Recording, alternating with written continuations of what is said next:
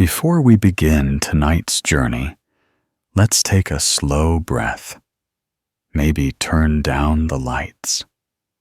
Perhaps you're already under a blanket that's slightly too warm in one corner and barely warm enough in the other. That's fine. Get comfortable. We won't be rushing anywhere. This is a story about pirates, but not the sword-waving, cannon-firing kind that swing from rigging in perfect arcs.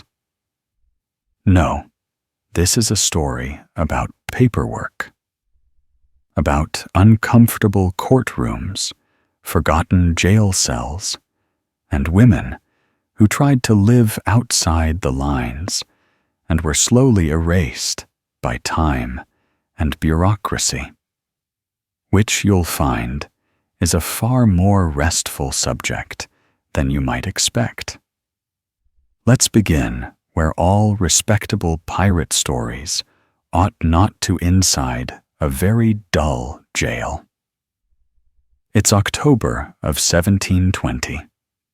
The air in Port Royal is thick with humidity and faintly suspicious optimism.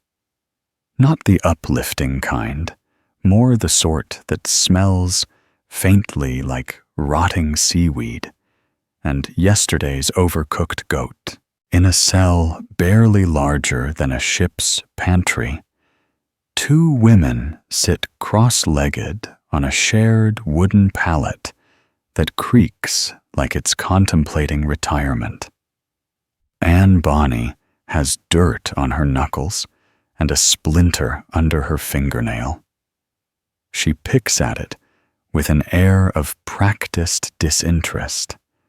Across from her, Mary Reed is trying to peel a particularly persistent mosquito off her ankle, which has already lost the battle for blood.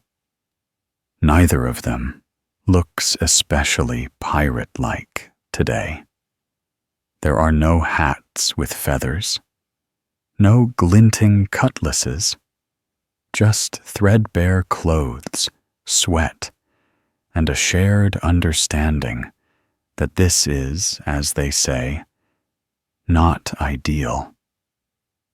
Outside their barred window, the jail's single goat is chewing on something that used to be a wanted poster, possibly theirs.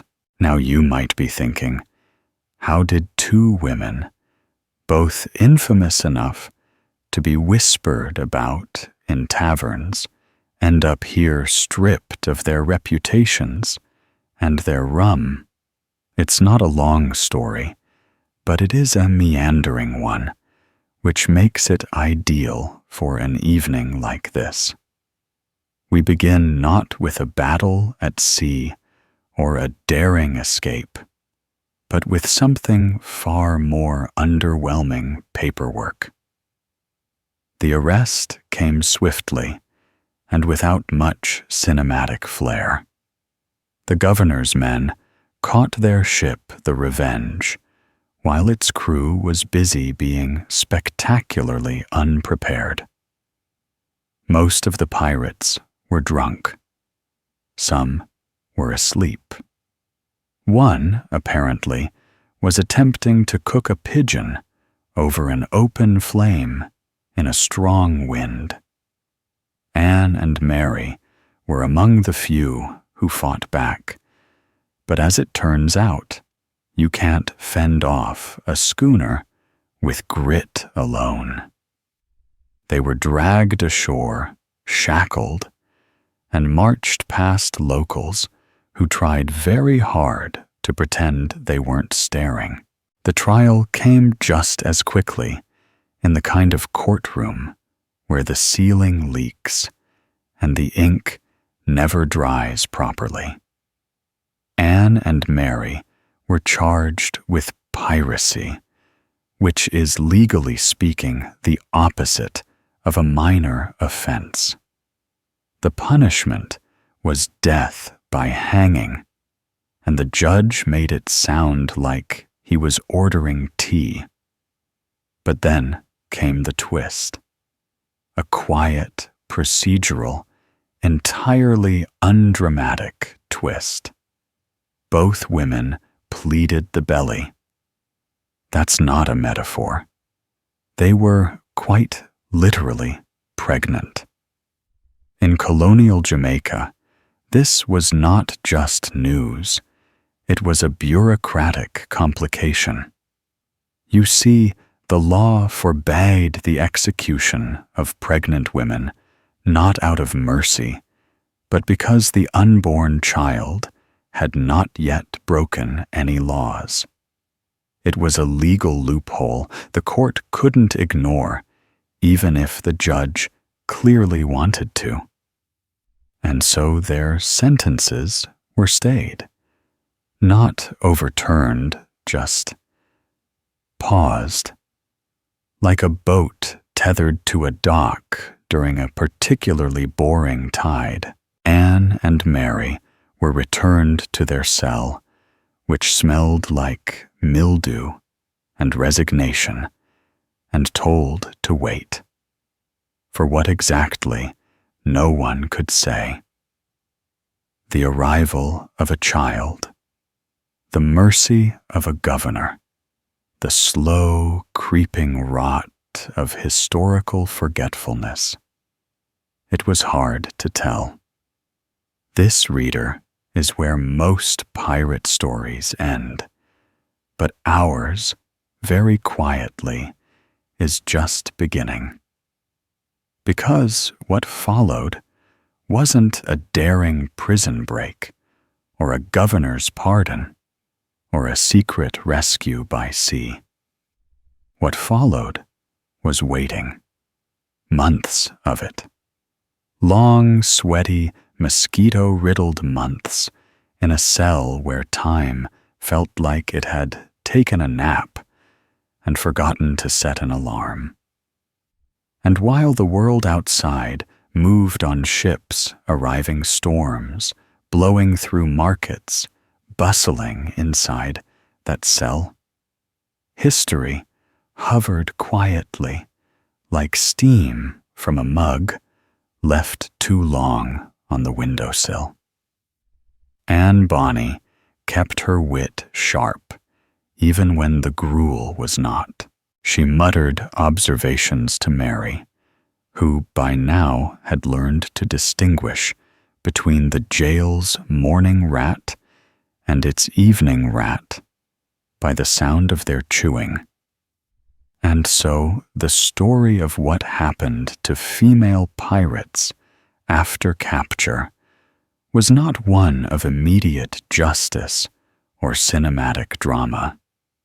It was slow, dull, punctuated by the occasional bored guard and the weekly bucket swap.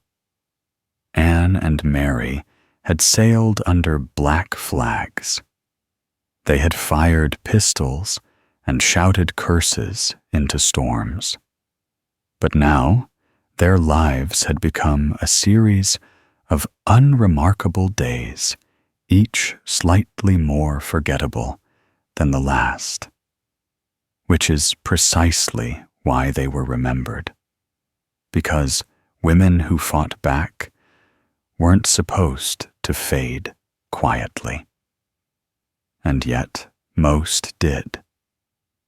In the next part, we'll see what happened after the waiting ended, when one story was sealed and the other slipped quietly into obscurity, like a lantern set adrift on a sleeping sea. But for now, let's rest here. The cell is quiet. The air is warm. The goat has fallen asleep. You can too. Morning in Spanish Town arrives with no ceremony, no fanfare, and certainly no sunrise worth remembering. Just a dull gray light seeping through slatted shutters and the sound of a distant cockerel who, by all accounts, regrets his enthusiasm. In the jail cell, Anne Bonny wakes first. She does not stretch. That would require space and a level of optimism she hasn't felt in weeks. Instead, she opens one eye, notes that the chamber pot has not been emptied, and nudges Mary with her toe. Mary, who has developed a rather formal truce with consciousness, groans and rolls toward the wall. The air in the cell is thick and familiar, like an old coat that no longer fits, but still insists on being worn. Somewhere beneath it all is the faint smell of sea brine, a scent so diluted by the weeks of confinement that it feels almost fictional now. But this is not a morning for reminiscing. This is a morning for walking slowly through hallways lined with peeling plaster toward the courtroom, where decisions are made without much interest in fairness. A guard appears at the bars with a ring of keys and a sigh that could empty a pond. He's young, probably too young to grow a proper mustache, but he clinks his keys with the authority of someone who has memorized exactly 2 rules and is determined to enforce both. "Court's in session today," he says, without eye contact. "You'll want to stand when they tell you. And don't speak unless asked. And don't cry. It gets in the paperwork." Anne does not respond. She's busy tying a frayed ribbon around the sleeve of her already threadbare dress, a quiet gesture that serves no real purpose beyond dignity. Mary simply nods. She has mastered the art of appearing slightly less alive than she is, which is useful in places where liveliness is frowned upon. The walk to the courtroom is unremarkable, which is to say it involves 3 locked doors, one suspiciously sticky hallway, and a staircase that creaks with the weight of colonial guilt. The building itself is unimpressive whitewashed walls that once held hope, now just holders of damp. The courtroom is already half full, not with spectators, but with people who have nowhere better to be. A clerk with a quill he does not need. A man who may be a judge, but looks like he's waiting for his tea to cool. 2 chickens in the far corner, because apparently someone thought that was a good idea. Anne and Mary are led to a worn bench that's been repaired more often than the building itself. They sit. They wait. Time, as usual, does not hurry. The trial is not a retrial. It's more of a procedural update, the colonial version of a status report. The judge, whose wig looks like it was last cleaned during a thunderstorm, glances at them over spectacles that have clearly resigned from their original job. He clears his throat, a sound like furniture being moved upstairs. Anne Bonny and Mary Red. Your executions remain stayed due to your respective conditions. He says conditions as if referring to weather or mildew. We will now consider next steps.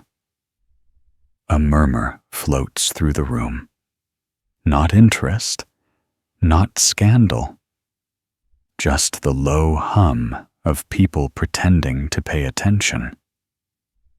The clerk scribbles something, possibly a doodle, possibly a list of groceries. The judge continues. Medical inspection confirms the validity of the claims. Due to the colony's standing ordinances, the executions shall not proceed until after childbirth, pending further instruction from the governor's office. The words are heavy, not because of their meaning, which is minimal, but because they are the only things moving forward. Everything else, Anne's thoughts, Mary's heartbeat, the course of their lives, remain stuck like boots in a muddy path. The courtroom smells faintly of dried ink and forgotten ambition. A breeze slips through the open shutters and dies halfway to the door. No one applauds. There is no decision, only deferral.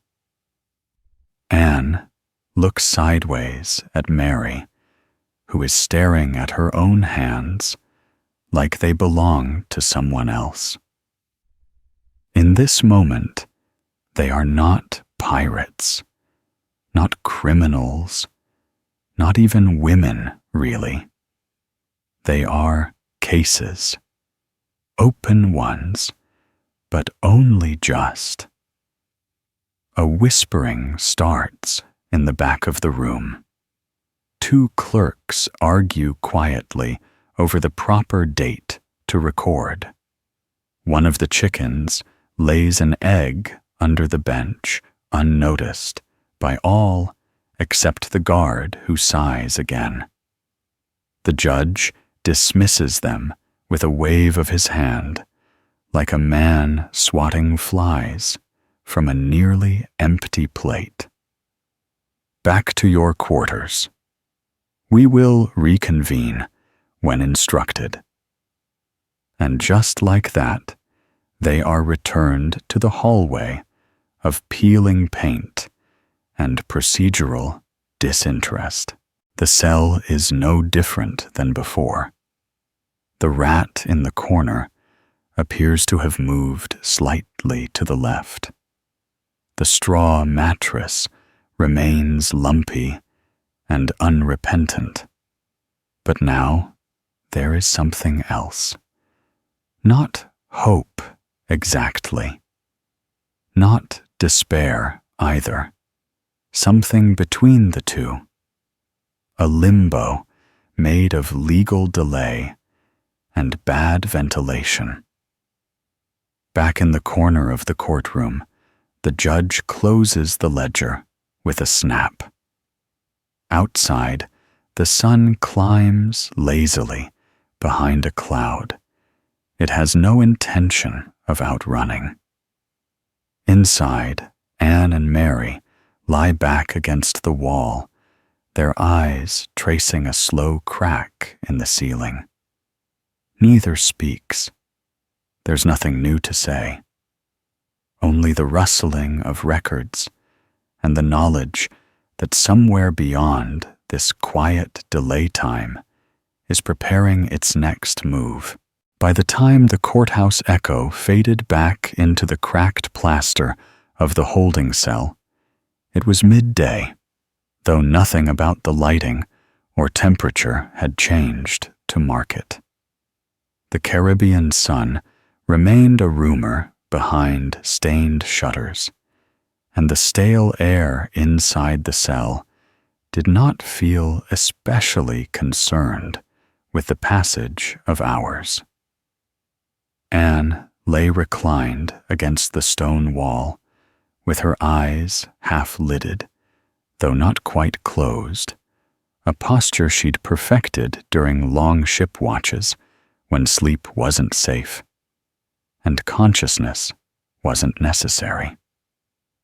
Mary curled sideways on the wooden plank bed, was slowly rotating a pebble between her fingers, an activity that had neither goal nor entertainment value, but served to remind her that her fingers still moved. Outside, somewhere beyond the walls, Port Royal conducted its daily business with the usual blend of noise and indifference. Vendors shouted the same 3 adjectives at the same 5 customers. Seagulls made half-hearted attempts at menace near the docks. Somewhere, someone was trying to light a damp cigar and failing again. Inside, the jail time became less of a river and more of a puddle, stagnant, shallow, and beginning to smell faintly of resignation. The guard with the permanently surprised eyebrows shuffled past their cell twice without stopping, muttering something about a missing rooster. Neither Anne nor Mary reacted. They had long since learned that not all things worth noting were worth acknowledging. As the afternoon dragged its feet toward evening, Anne began to speak, not loudly, not dramatically, just a quiet narration, as if reading aloud from a book only she could see. "I think," she said, "the judge has never had to wait for anything in his entire life, not even his own tea." Mary didn't respond immediately, but the pebble paused mid-roll. After a beat, she said, "He probably believes tea appears by divine right, delivered hot, flavored with the sighs of peasants." Anne chuckled softly. If he ever had to queue, the empire would collapse. They lapsed into silence again. The cell, though cramped and oppressive, had become familiar in the way that worn boots are uncomfortable but known, and that, in its own strange way, was soothing. In the evenings, the cell took on a different personality.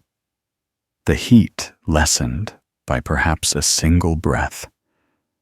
The shadows deepened into gentler versions of themselves, and the air, while still thick with confinement, was no longer quite so confrontational. Anne watched the wall across from her as the candlelight from the hallway flickered like a tired sentinel. "Do you think they'll come?" she asked, not specifying who they were. Family friends. A governor with a late-breaking sense of mercy. Mary exhaled through her nose, which was her version of a shrug. "If they do, I hope they bring soap," she murmured. That got another smile from Anne, brief but genuine. The candlelight continued its slow dance on the wall, and outside the guards swapped shifts with the ceremony of a shrug. No news had come.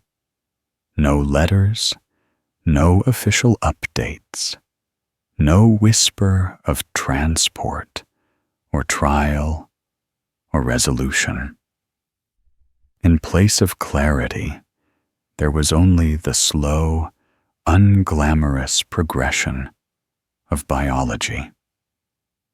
Their pregnancies, unlike everything else, proceeded on schedule.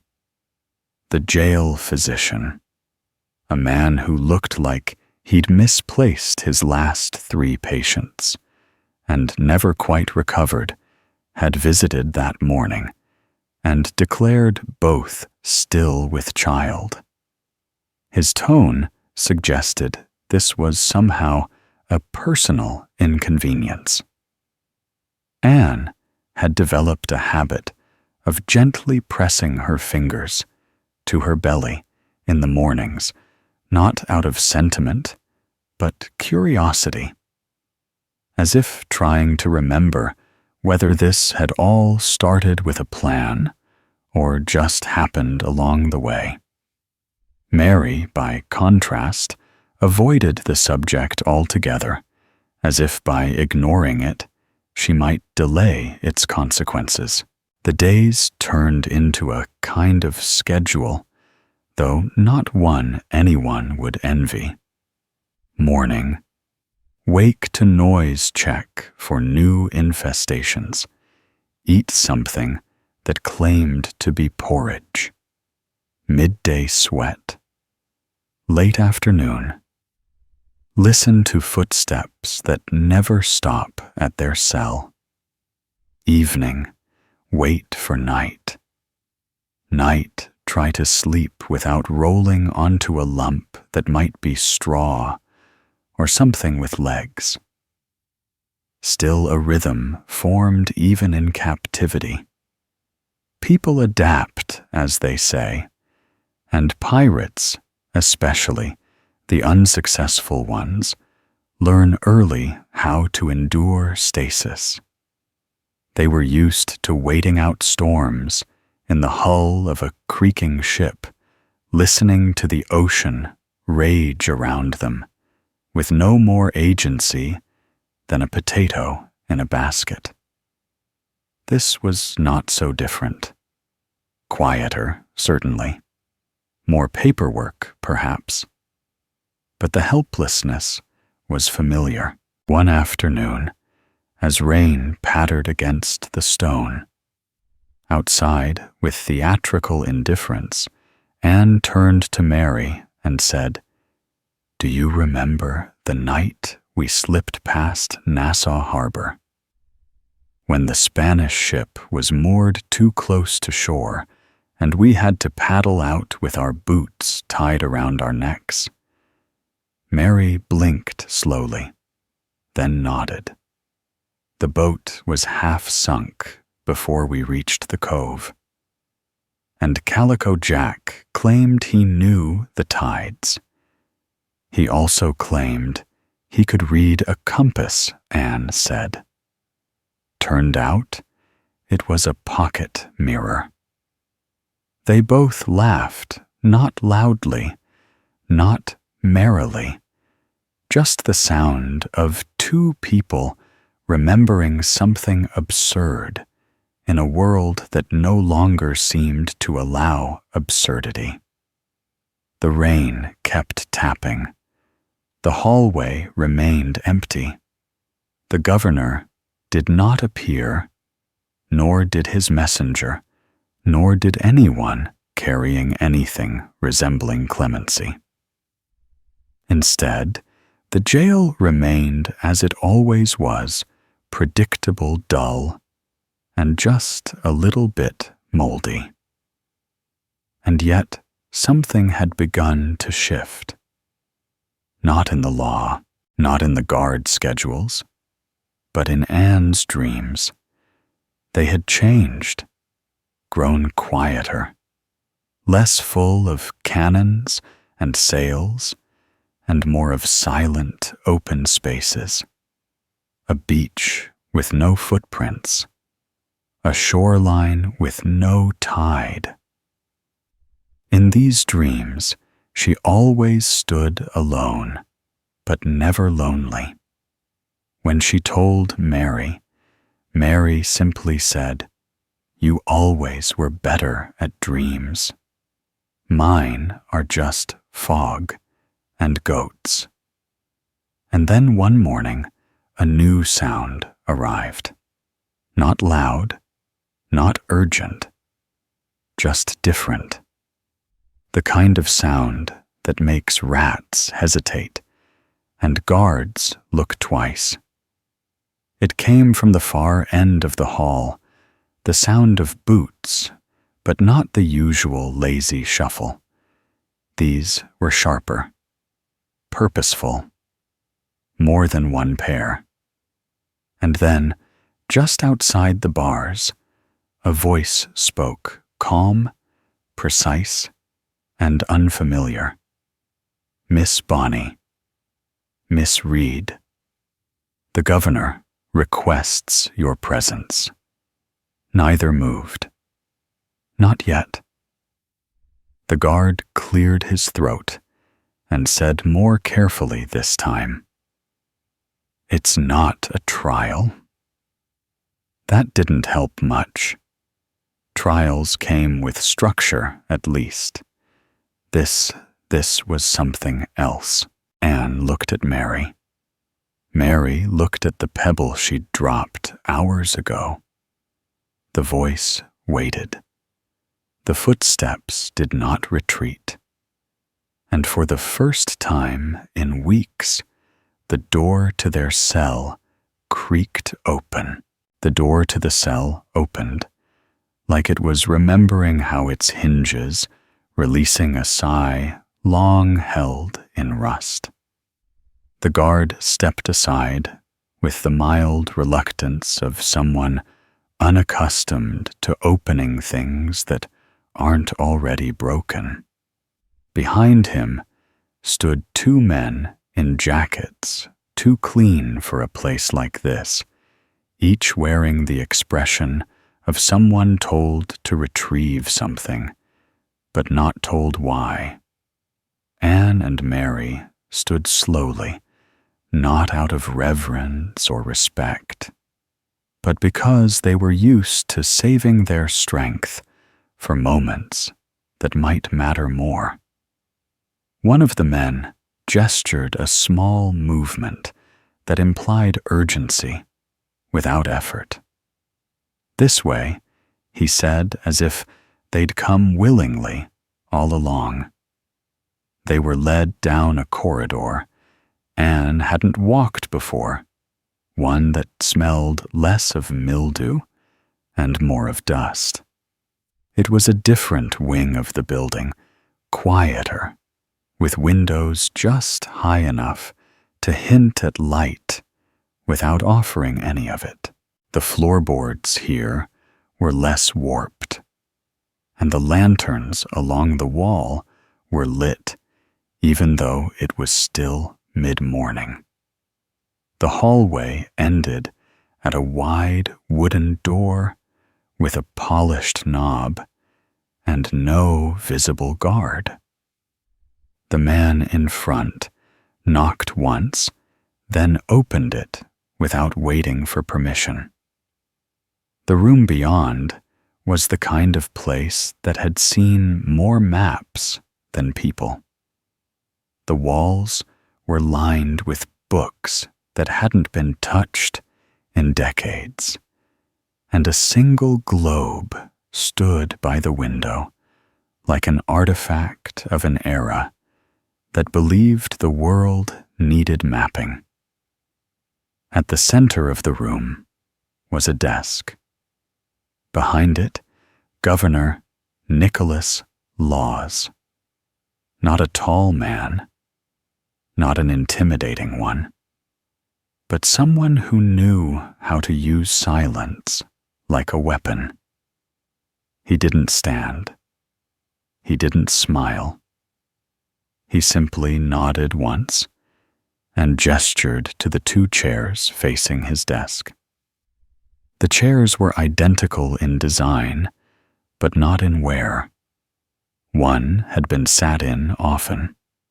Its armrests bore the polish of repetition.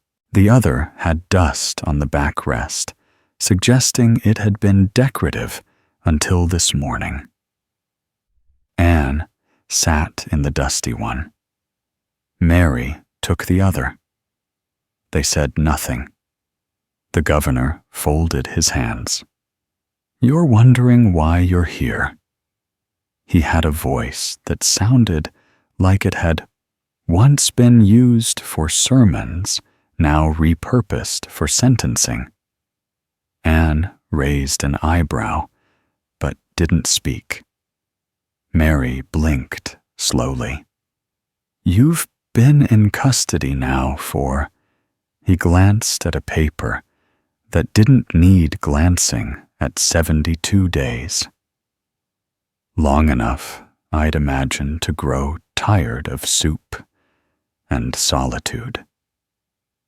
He paused, but neither woman offered a reaction. "I received a letter yesterday from England concerning you both. That did something. Not much." But Anne's shoulders shifted slightly, and Mary's hand curled just a bit tighter in her lap.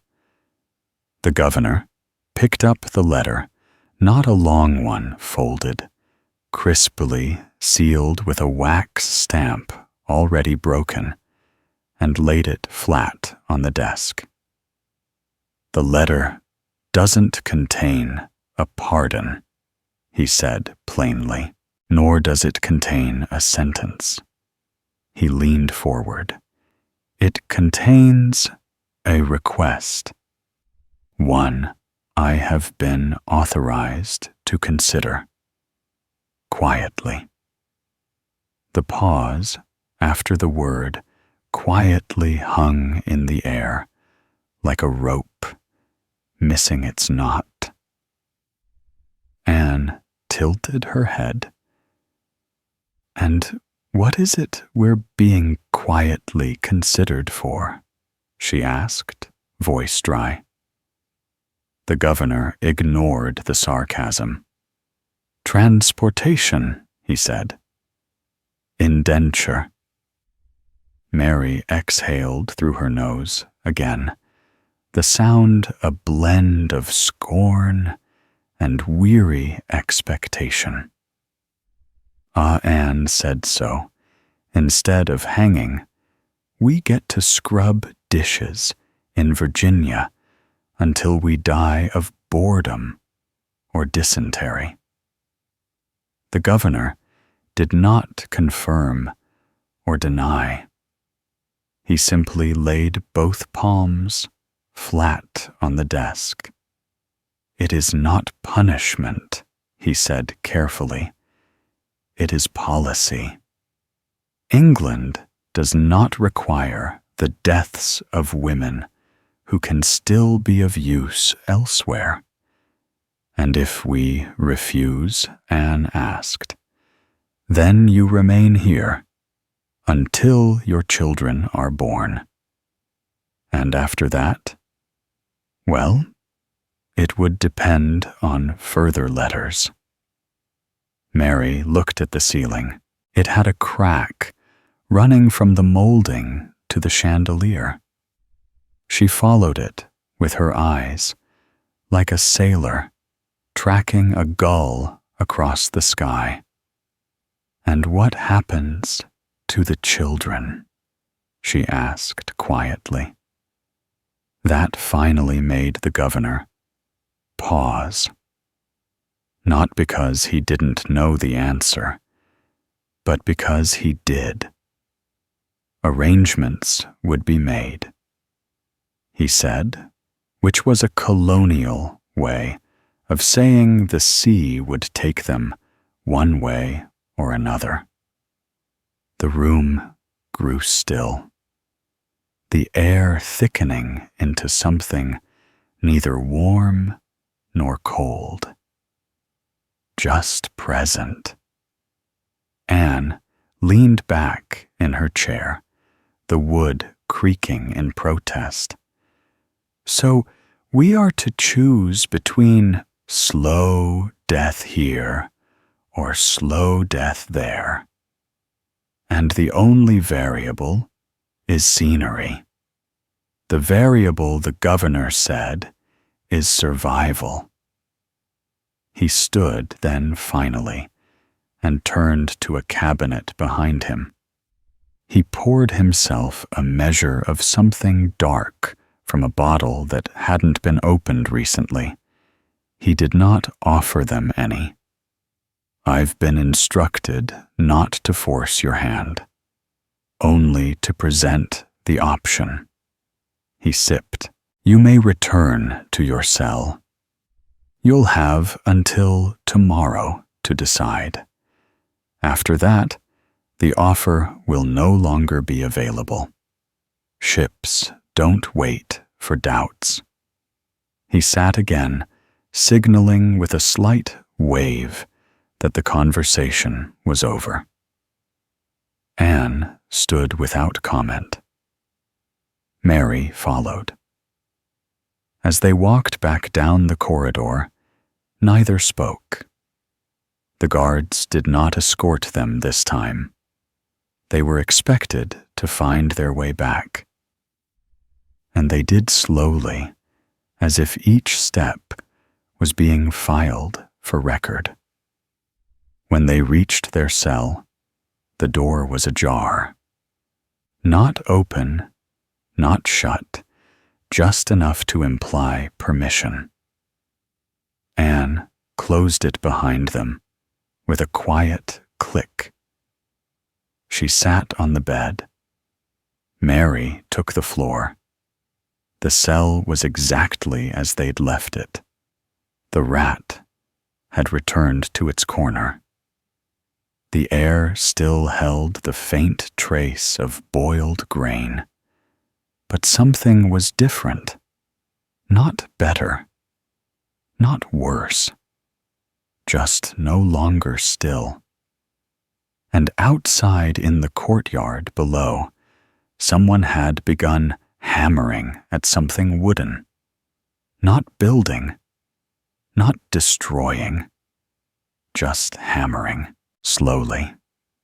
Repeatedly. As if the rhythm itself was trying to remind them that choices once made rarely come back quiet. The hammering outside continued well into the evening, steady and indifferent, like the heartbeat of a place that had forgotten how to do anything else. It echoed faintly against the damp walls of the jail, filtering into the corners of Anne and Mary's cell, until it became part of the atmosphere, no longer a sound, just a texture in the air. Inside, the silence between them was not tense. It had passed tension hours ago and settled comfortably into a kind of thoughtful resignation, the way two sailors might quietly examine the hole in their boat before deciding whether to patch it or swim. Anne sat cross-legged on the bed, her hands resting on her knees, eyes on the opposite wall, where someone long ago had scratched a name so faintly into the stone that it was now more suggestion than statement. Mary sprawled nearby on a worn mat that had aspirations of being a rug, was carefully untying and retying the same length of string she'd found beneath the water bucket. The governor's words had not followed them back in, but their meaning had. It hovered, not like a storm cloud, but like fog that never quite lifted. Indenture, he had said. Transportation. As if the words meant little more than the shifting of cargo. Anne finally broke the silence, not because she had something urgent to say, but because the quiet had started to hum. I wonder if the ship already has our names on the manifest," she said, voice low, the words slow and flat like stones skipping, once and sinking. Mary didn't look up, probably filed under miscellaneous. Women unclassified, contents uncertain. Anne gave a soft snort. It wasn't a laugh, but it wasn't nothing. "Do you think it's better than hanging?" she asked, not directing the question so much as releasing it into the air like smoke. Mary paused. Her string work stared at her fingers. "I think it's longer," she said eventually, which isn't the same thing as better. Anne nodded slowly. "It's the illusion of afterward, a story that continues, even if no one reads the pages." The cell smelled faintly of iron and something that might have been cabbage at some point in the past. The candle in the hallway guttered once, twice, then resumed its lazy flicker. Outside, the rain had started again, soft at first, then steadier. It tapped against the bars, like someone politely insisting on being ignored. He didn't say where, Mary said after a while, just elsewhere, as if anywhere but here would suffice. Probably Carolina, Anne replied. Or Barbados. Some plantation with a nice view of the sea we'll never reach. Mary rolled onto her back, the straw mat crackling beneath her like dry leaves. "Do you remember?" she said, the sailor with the burned hand, the one who sang to the pigs during storms. Anne blinked. "Simon. That's him." Mary closed her eyes. He said indenture was like prison, but with more heat stroke. "And more sermons," Anne added. "He lasted 3 weeks before jumping into the harbor. He couldn't swim," Mary said. "Did it anyway." The memory hovered a moment, then faded without ceremony.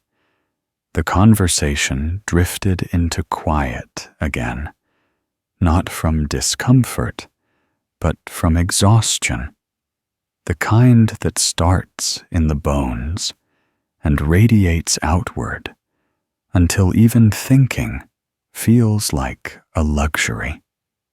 Sometime after midnight, Anne stood and walked to the barred window. The rain had stopped. The courtyard glistened in the moonlight, puddles catching silver like forgotten coins. The hammering had ceased. In its place, a low murmur of wind through the alleyways, like an old song that no longer remembered the words. "They'll come in the morning," Anne said quietly, as if to the night, one way or another. Mary didn't reply. She was half asleep now, the mat wrapped around her, like a reluctant embrace. Anne stayed at the window a while longer, fingers curled around the bars. She did not pray. She'd stopped doing that years ago, sometime between her second boarding raid and her first bottle of stolen gin. But she did close her eyes, and she did listen to the wind, to the city, to the strange, unsteady rhythm of a future that hadn't quite picked a direction.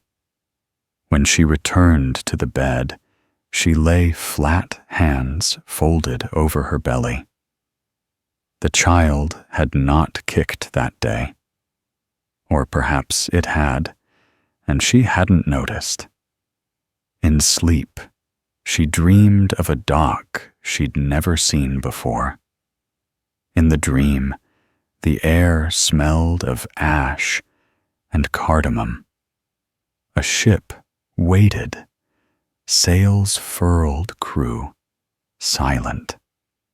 She stood at the edge of the pier, not stepping forward, not turning away, just waiting.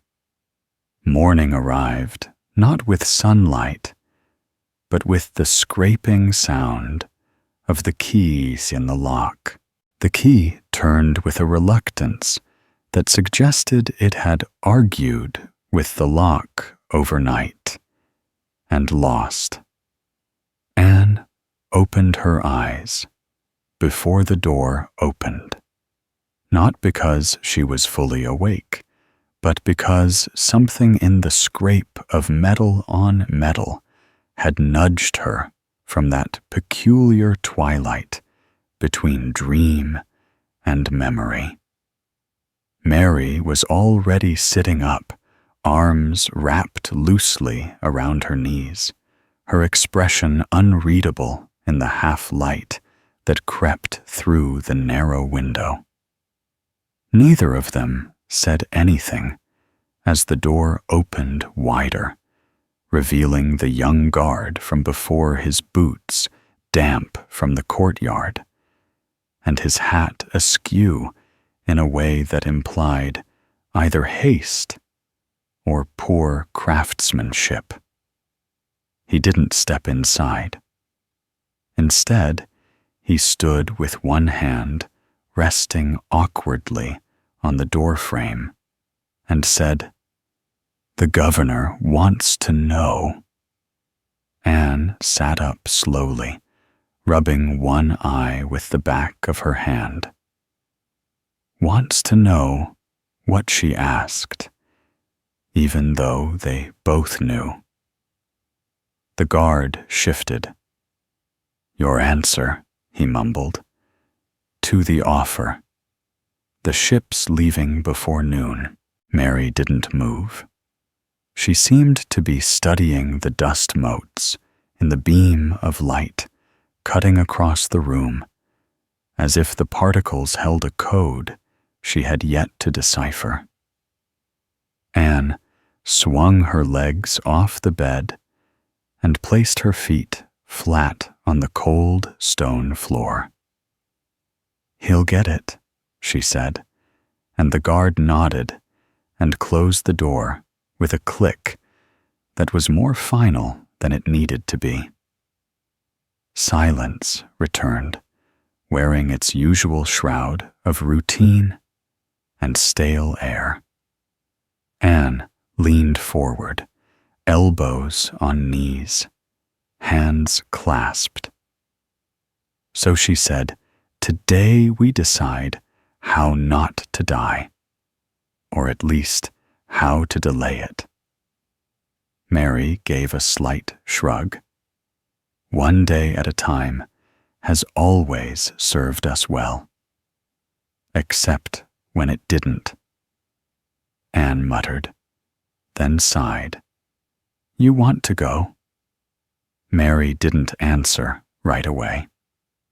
She stood instead, crossed to the window, and looked out, not at anything in particular, but in the general direction of a way. The courtyard below was wet, the cobblestones slick, and reflecting the dull, overcast sky. A small cart was being loaded with crates by two men who seemed to be in no hurry, their movements the kind born of routine and a low expectation of supervision. Mary spoke without turning around. "I think I want to not stay." Anne considered that. That's not the same. It's close enough, Mary said. This place, it eats days. You don't even notice. You wake up, and it's tomorrow, and then it's next week, and nothing's changed, but your back hurts more.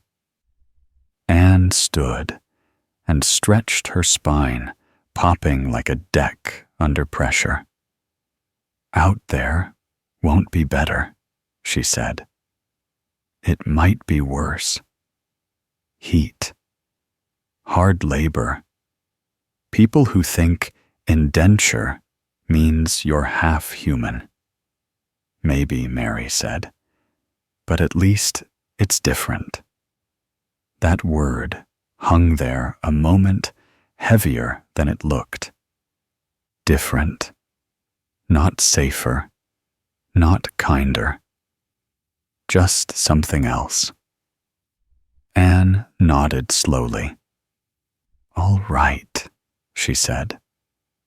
Then we go. She didn't say it with hope, just certainty. Mary turned back from the window. You think they'll keep us together? No, Anne said.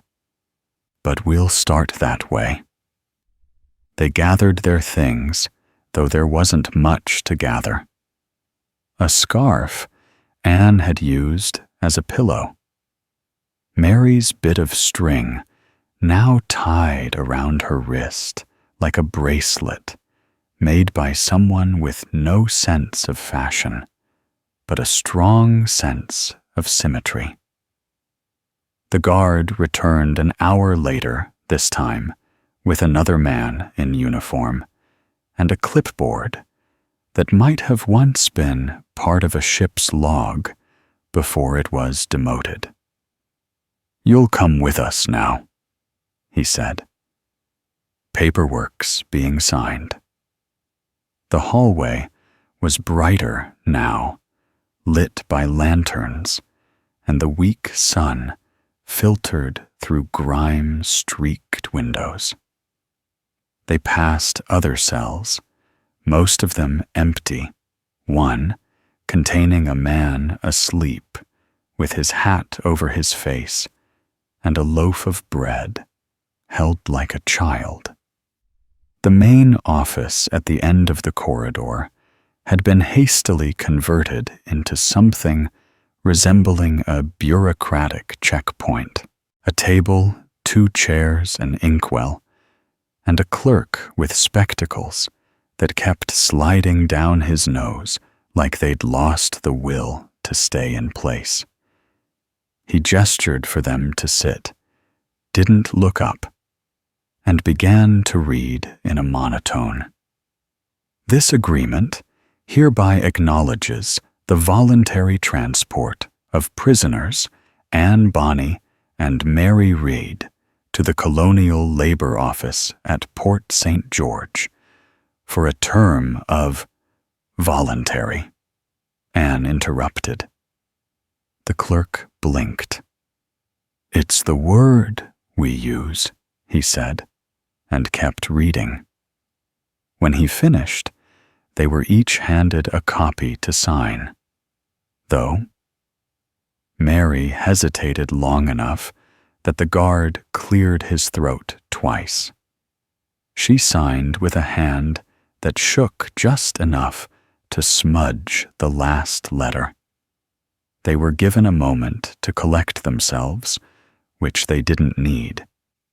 They had already done their collecting. Outside, the morning had warmed slightly, and the cart from earlier now stood hitched to a tired-looking mule, its driver chewing a stick and avoiding eye contact.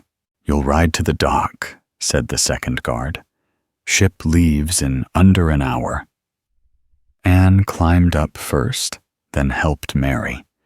The cart creaked under their weight, though not in protest, more in resignation.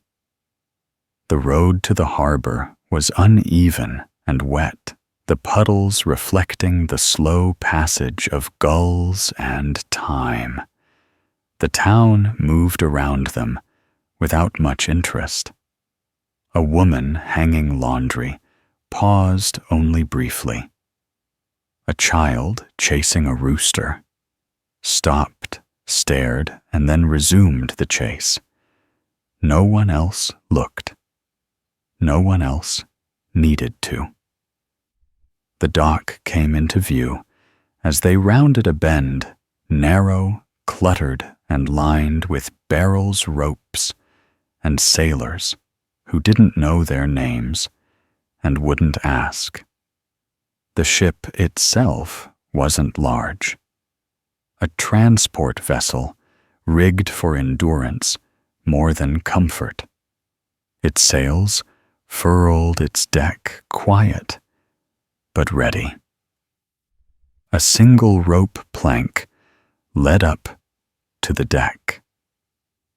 At its base stood a man with a ledger and a small pouch at his belt. He nodded, once motioned them forward, and took the first step slowly, one hand on her belly, the other gripping the rope. Mary followed, not looking back. Not yet. The sea beyond the ship was flat, like a sheet, left to dry on a windless day. As they reached the deck, the man with the ledger asked for their names. Anne gave hers without pause. Mary gave hers a little quieter. The man checked the list, then waved them aboard with all the ceremony of someone handing out spoons. The plank was pulled up. The sails creaked once, twice, like bones stretching after sleep. And below deck, past crates and coils of rope, and the faint smell of brine and bread, a narrow corridor weighted with 2 small hammocks and no explanations. The hammocks swayed slightly, even before the ship left port, as if the vessel were gently rehearsing its movements, reminding everyone aboard that stillness was never part of the plan. The space below deck was dim, low-ceilinged, and full of the kind of smells that settled in layers: salt, old wood, damp rope, human sweat, and something that might have been cabbage, if cabbage had a longer half-life. Anne ducked her head out of instinct, even though she was nowhere near tall enough to strike the beams above. Mary followed her in pausing just inside the doorway as her eyes adjusted. The hammocks were slung at an angle that made lying down seem less like a rest and more like an audition for sea-bound discomfort. Anne touched one, gently tested it with her palm, then swat. It creaked like everything else, as if it were reluctantly accepting a new burden. Mary sat in the other slowly. Neither of them spoke for a while. The room had space for 6, though only the 2 of them had been assigned here. Or perhaps they were merely the only ones willing to fill it. At the far end of the compartment was a single porthole, too small to be useful, too fogged to be comforting. It offered only a hazy impression of light that might have been daylight or might have been moonlight filtered through someone's memory. The ship creaked louder now, the deck above groaning as the crew prepared to cast off. Shouts passed overhead low and practiced full of words that had been shouted so often they'd lost their urgency. Lines were drawn in. Sails loosened. The air below shifted in subtle ways, the kind of change you don't notice until your skin starts to taste it. Mary exhaled and lay back her arms over her stomach, her eyes fixed on the planks above. "Do you think they'll feed us?" she asked, not urgently. Eventually, Anne replied, lying back as well. "They wouldn't want us dying too soon." Cuts into productivity, Mary smirked, but said nothing. The hammock rocked again, a slow, lazy swing that didn't match the rhythm of the sea just yet. It would. Soon. They felt the ship move before they heard it, the subtle tilt of gravity changing direction, the shift of weight in their bellies, the collective exhale of a structure resigning itself to the open water. Then came the groan of the hull, the splash of oars, the heavy thump of anchor raised, and finally, the open hush of sea beneath keel. They were gone, not from the world, just from the part that remembered their names. Anne stared at the ceiling, letting her thoughts drift without structure. She counted the knots in the wood, though she never made it past 10 before losing count. Her body ached not from anything dramatic, just the accumulation of days spent on stone and straw. The hammock wasn't comfortable, but it didn't fight back. That was an improvement. Mary shifted, adjusting the blanket she'd been given, a thin, scratchy square that smelled like it had once belonged to someone who sweated a lot and read Bible verses out loud to nobody. "I dreamed about water again," she said suddenly. "Not the sea. A river, narrow, fast, cold." Anne turned her head slightly. "Was there a boat?" "No," Mary said. "Just me, walking along the edge, shoes wet. Sounds inconvenient." It was. Silence returned. Above them, footsteps moved with deliberate rhythm. The occasional thud of something dropped a rope, coiled a crate, shifted. Voices came and went. Never shouting, just speaking in that flat maritime tone that meant we are busy and do not care if you are listening. Anne closed her eyes. Her hand rested on her stomach. The child kicked once, faintly. A reminder. Not affectionate, just there. "I wonder if it's a girl," she said quietly, "or if it matters." "It might," Mary said. Eventually, "You think they'll sell us to the same plantation?" "I think they'll sell us to whoever pays quickest." Anne nodded, eyes still closed. Probably. Somewhere above them, the wind shifted. The creaking changed pitch. The ship turned slightly, settling into a new heading. The floor beneath them tilted a degree enough to make the hammocks swing again gently. "We should eat if they bring food," Mary said. "Even if it's terrible. It will be. Still, we'll need the strength." Anne opened one eye, planning an escape. Planning to survive. Childbirth.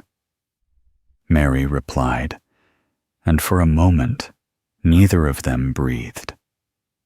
Then Anne said, "That's more ambitious." Mary didn't argue. Hours passed, or maybe it was less. It was hard to tell beneath deck where time pooled in corners and forgot to flow. Eventually, someone knocked on the bulkhead, a short, sharp rap, and opened the door just wide enough to shove through a tray. 2 bowls, wooden spoons, and a crust of bread that might have once been soft. The door closed again without a word. Anne sat up. First, took the tray, handed a bowl to Mary. The stew was gray. It smelled like something that used to be alive and had second thoughts. They ate it anyway. The bread was hard enough to tap out rhythms on the side of the bowl. Anne did. Just a few beats. Nothing cheerful, nothing loud. Just enough to remind them both they were still there. They finished eating in silence, set the tray aside, and lay back again. The hammocks rocked. The sea whispered outside the porthole. Above, the ship went about its business without asking questions. And somewhere ahead, beyond the horizon, a coastline waited that had not yet decided whether to welcome them or bury them. Night on the water came without ceremony. There was no sunset to admire from beneath the deck, only a dimming of the already muted light, a gradual cooling of the air that slipped through the cracks like an indecisive ghost. Anne shifted in her hammock, listening to the way the boards creaked above her with each motion of the ship. It wasn't a comforting sound, but it was rhythmic, and rhythm had a way of becoming company when voices were few. Mary hadn't spoken in a while. She was awake, though. Anne could tell by the way her hammock moved slightly, with each breath a steady reminder of presence. Outside, the sea murmured against the hull like it had secrets to tell, but lacked the patience to speak clearly. There was no moonlight filtering in through the tiny porthole, just the occasional silver flicker when the waves caught some distant star. The air smelled less of people now, and more of rope and salt, and somewhere far above, a bell chimed once, twice, then nothing. Watch was changing, though Anne didn't know which one. It didn't matter. Time had begun to flatten into a single, continuous stretch of wakefulness, broken only by brief, reluctant sleep. Anne rubbed her temples. Her head ached in that low, persistent way that didn't feel like pain so much as a dull complaint from her thoughts, which were growing heavy from carrying themselves around too long. Her stomach turned again. Not sharply, just enough to remind her she was pregnant and aboard a moving ship, a pairing that history rarely described with fondness. Across from her, Mary finally spoke, voice hoarse from disuse. "Did I ever tell you about the man with the spoon?" Anne blinked slowly. "The what?" "Back in New Providence. There was a man who came to the tavern every Wednesday, always sat in the same chair, always brought his own spoon." Anne turned her head, peering at Mary in the dim. Why said the tavern's spoons were haunted? Anne snorted softly. Haunted by what regret? He wouldn't say, just held on to his spoon like it was sacred. Mary rolled slightly in her hammock. Used to stir his drink with it, even the rum. Did he eat with it too? No, just stirred. Anne lay back again. "You make that up?" "No," Mary said. "I just hadn't remembered it until now." The ship groaned as it adjusted to a new current, tilting briefly before steadying. One of the beams overhead creaked like a sleepy yawn. Somewhere up top, a man laughed, then coughed, then nothing. Anne closed her eyes again. "Maybe I'll carry a spoon when we get wherever we're going." "You'll need something to stir the mud," Mary said, "or fend off goats." "I'd rather stir goats and fend off mud." "That's not how goats work." Silence returned, but it was a gentler one now, shaped by fatigue and nonsense. They drifted in it for a while, half awake, half remembering. The sea rocked the ship, like it couldn't quite decide whether to lull it to sleep or shake it into awareness. It wasn't a rough voyage. Not yet. Just endless. Morning didn't arrive so much as announce itself through sounds. The heavier footfalls of the morning crew, the rasp of brooms across the deck, the thud of something large being dropped and then sworn at. Light returned through the porthole in faint yellow streaks softened by salt and haze. Anne sat up slowly, head thick, mouth dry. Mary was already awake, already upright, already reaching for the same bowl from the night before. A knock at the door. No voice, just a rap of knuckles.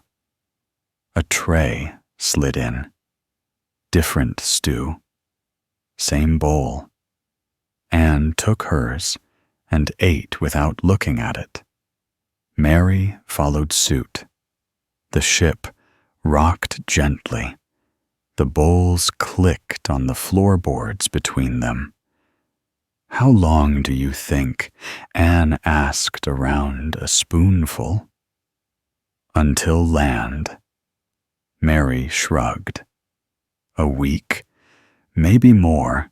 Depends on the wind. And who's steering." That too. The stew was less gray today. More beige. Progress, perhaps? Or a new root vegetable in rotation. They ate in silence, wiped the bowls with the crust of bread, set everything aside. The door remained closed.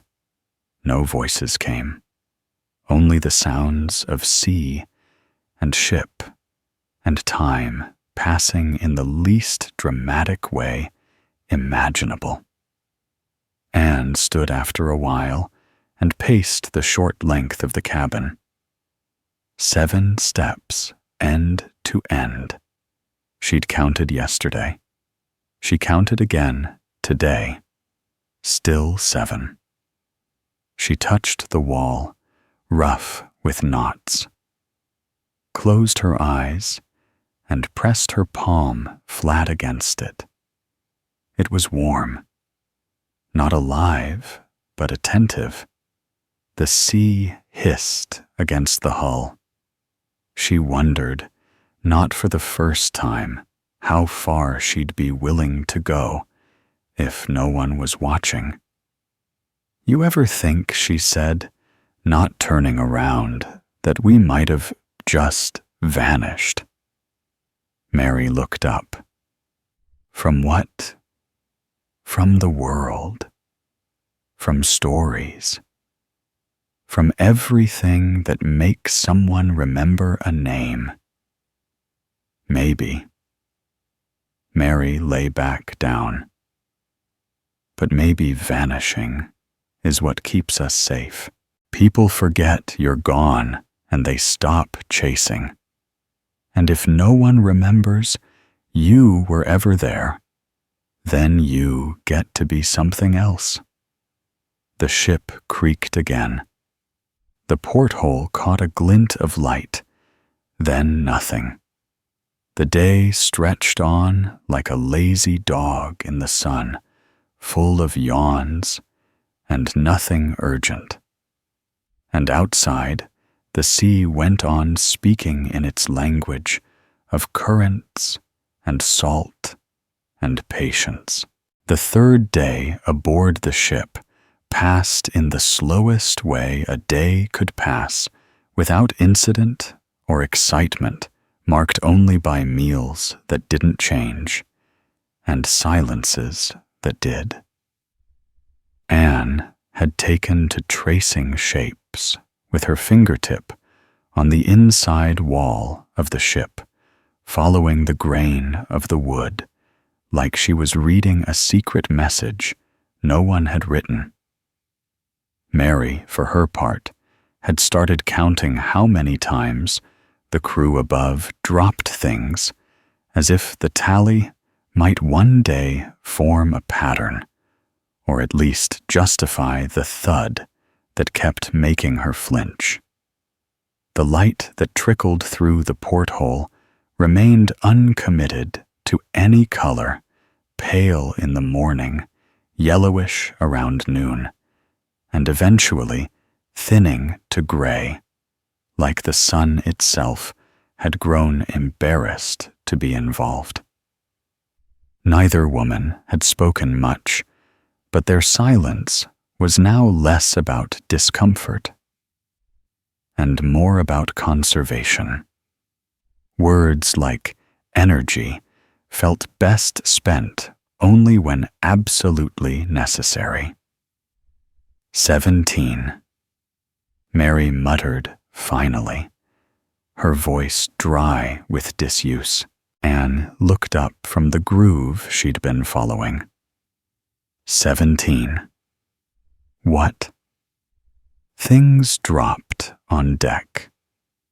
You sure you didn't count the same one twice? No. That was 16 and 18. 17 was distinct. It had a metallic clatter. Anne smiled faintly, though she kept her eyes on the wood.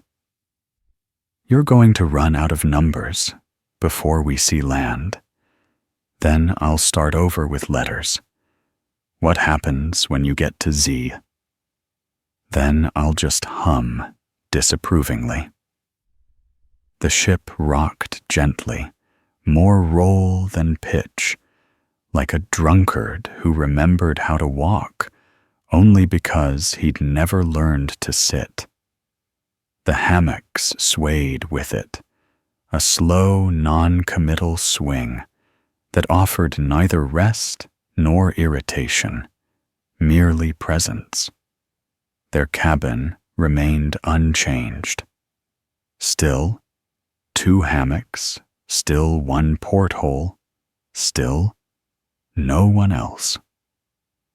The space had begun to smell less like confinement and more like its occupants, a strange mixture of old linen, sea air, and the faint sour note of shared existence. Meals continued to arrive, in silence, delivered with the same knock, the same pause, the same quick retreat. Today's stew was thinner, less beige, more suggestion than substance. The bread was unchanged, dry, brittle, wholly uninterested in the idea of nourishment. Anne dipped hers in the stew until it gave up. Mary didn't bother. "I think they're rationing," Anne said. "Or running low?" "We're cargo," Mary replied. "They'll feed us enough to keep us from rattling." "That's optimistic. I think they just don't want to scrape the floor." They ate anyway. Hunger, when quiet enough, becomes more persuasive than taste. After the meal, Anne sat back in her hammock, arms folded behind her head. Her belly rose higher now, rounder, more solid. She stared at the ceiling, where the knots in the boards formed a lopsided triangle that she'd been quietly naming in her mind.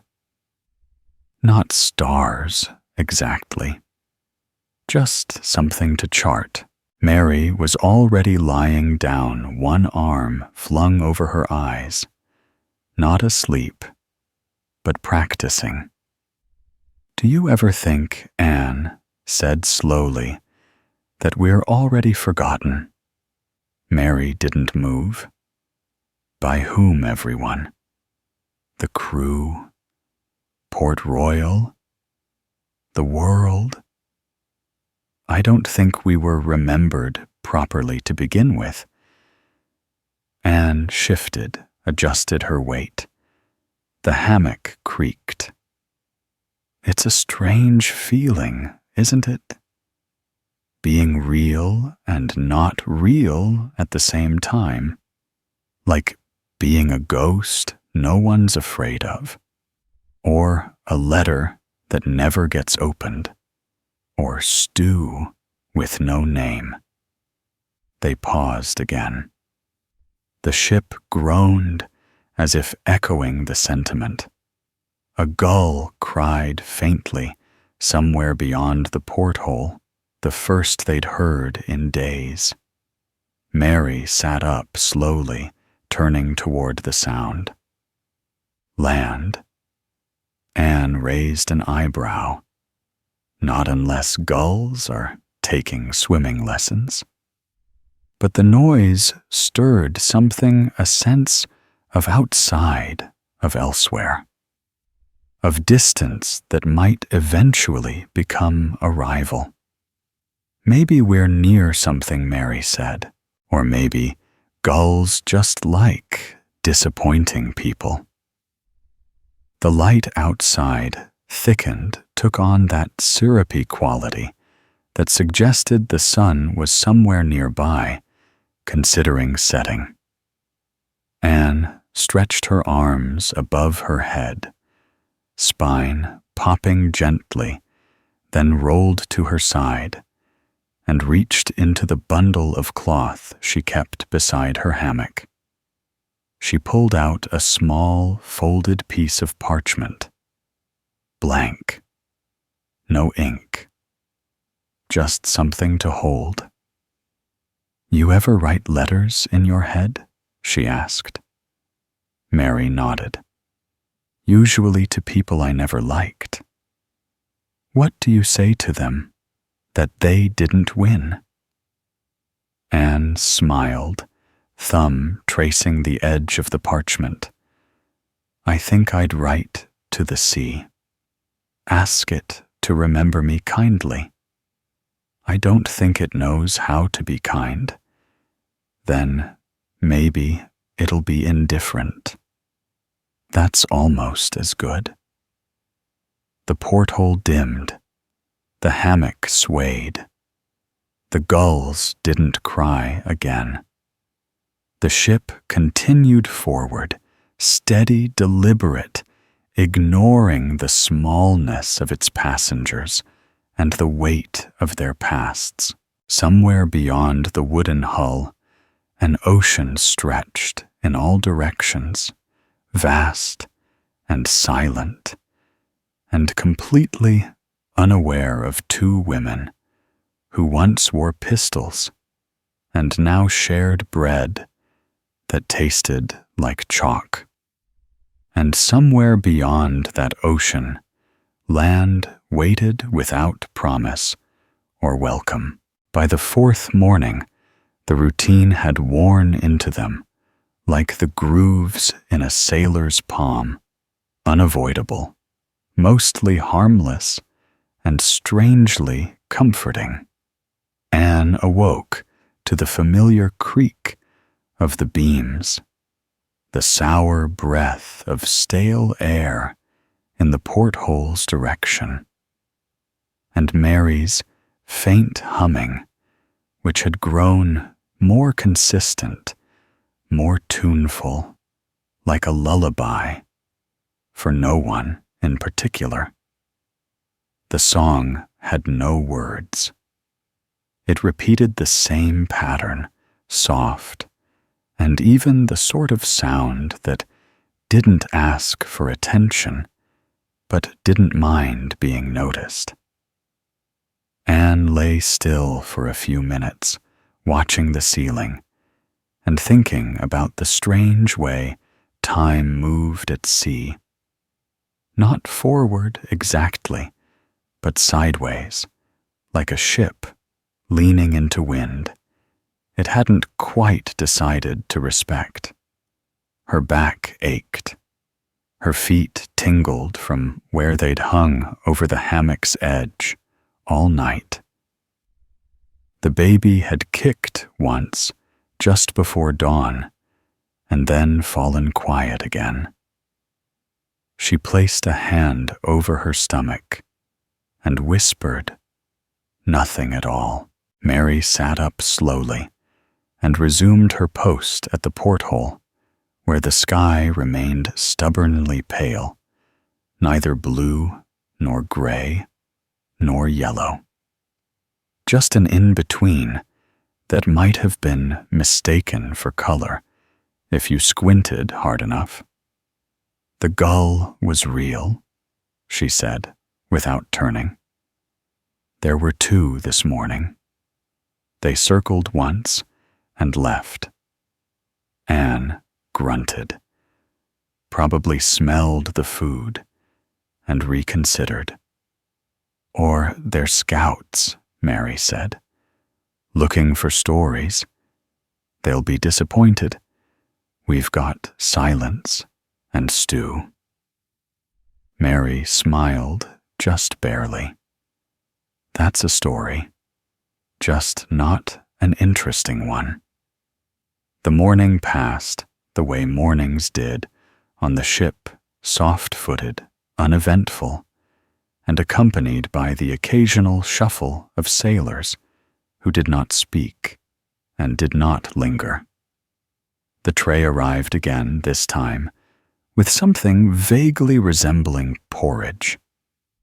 It tasted like cardboard soaked in seawater, but it was warm, and warmth counted for more than flavor these days.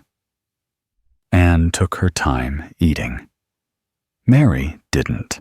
The meal was the highlight. Not because it was good, but because it was an activity, a thing to do, a thing that divided the monotony into manageable sections. Afterward, Anne paced the length of their cabin again, counting the same 7 steps, the same 14 floorboards, the same rust stain in the corner where the bucket once leaked. The ship tilted slightly, then corrected. Outside, the wind shifted. It wasn't dramatic, just a change in the background. Hum, the kind of thing you wouldn't notice unless you'd been listening for nothing else. But Anne noticed. She paused mid-step and tilted her head. "Did you feel that?" she asked. Mary blinked. "The wind?" Anne nodded. "It's different. We're turning." Mary stood slowly and joined her at the wall. "That's not the way we were headed." "No." Anne pressed her palm flat against the wood again. "It's west now. We were northeast. Why, I don't know." The door creaked. This time, it opened wider. A sailor, older face, like knotted rope, stepped in and looked at them both, as if confirming something from a list he hadn't written down. "You're needed on deck," he said. Anne raised an eyebrow. "Why, Captain says." "That's not an answer." The man shrugged. "It's the only one I was given." Mary and Anne exchanged a look. They stood slowly, as if the motion might change the truth. The sailor stepped aside, motioned them forward. They followed. The hallway smelled stronger now, more salt, more tar. More something else. They passed crew, who didn't meet their eyes. The climb to the deck was narrow, the steps slick with spray. When they emerged, the sky had shifted. It was brighter, yes, but in a way that felt like interrogation. The clouds had pulled back just enough to let in light that did not comfort, only exposed.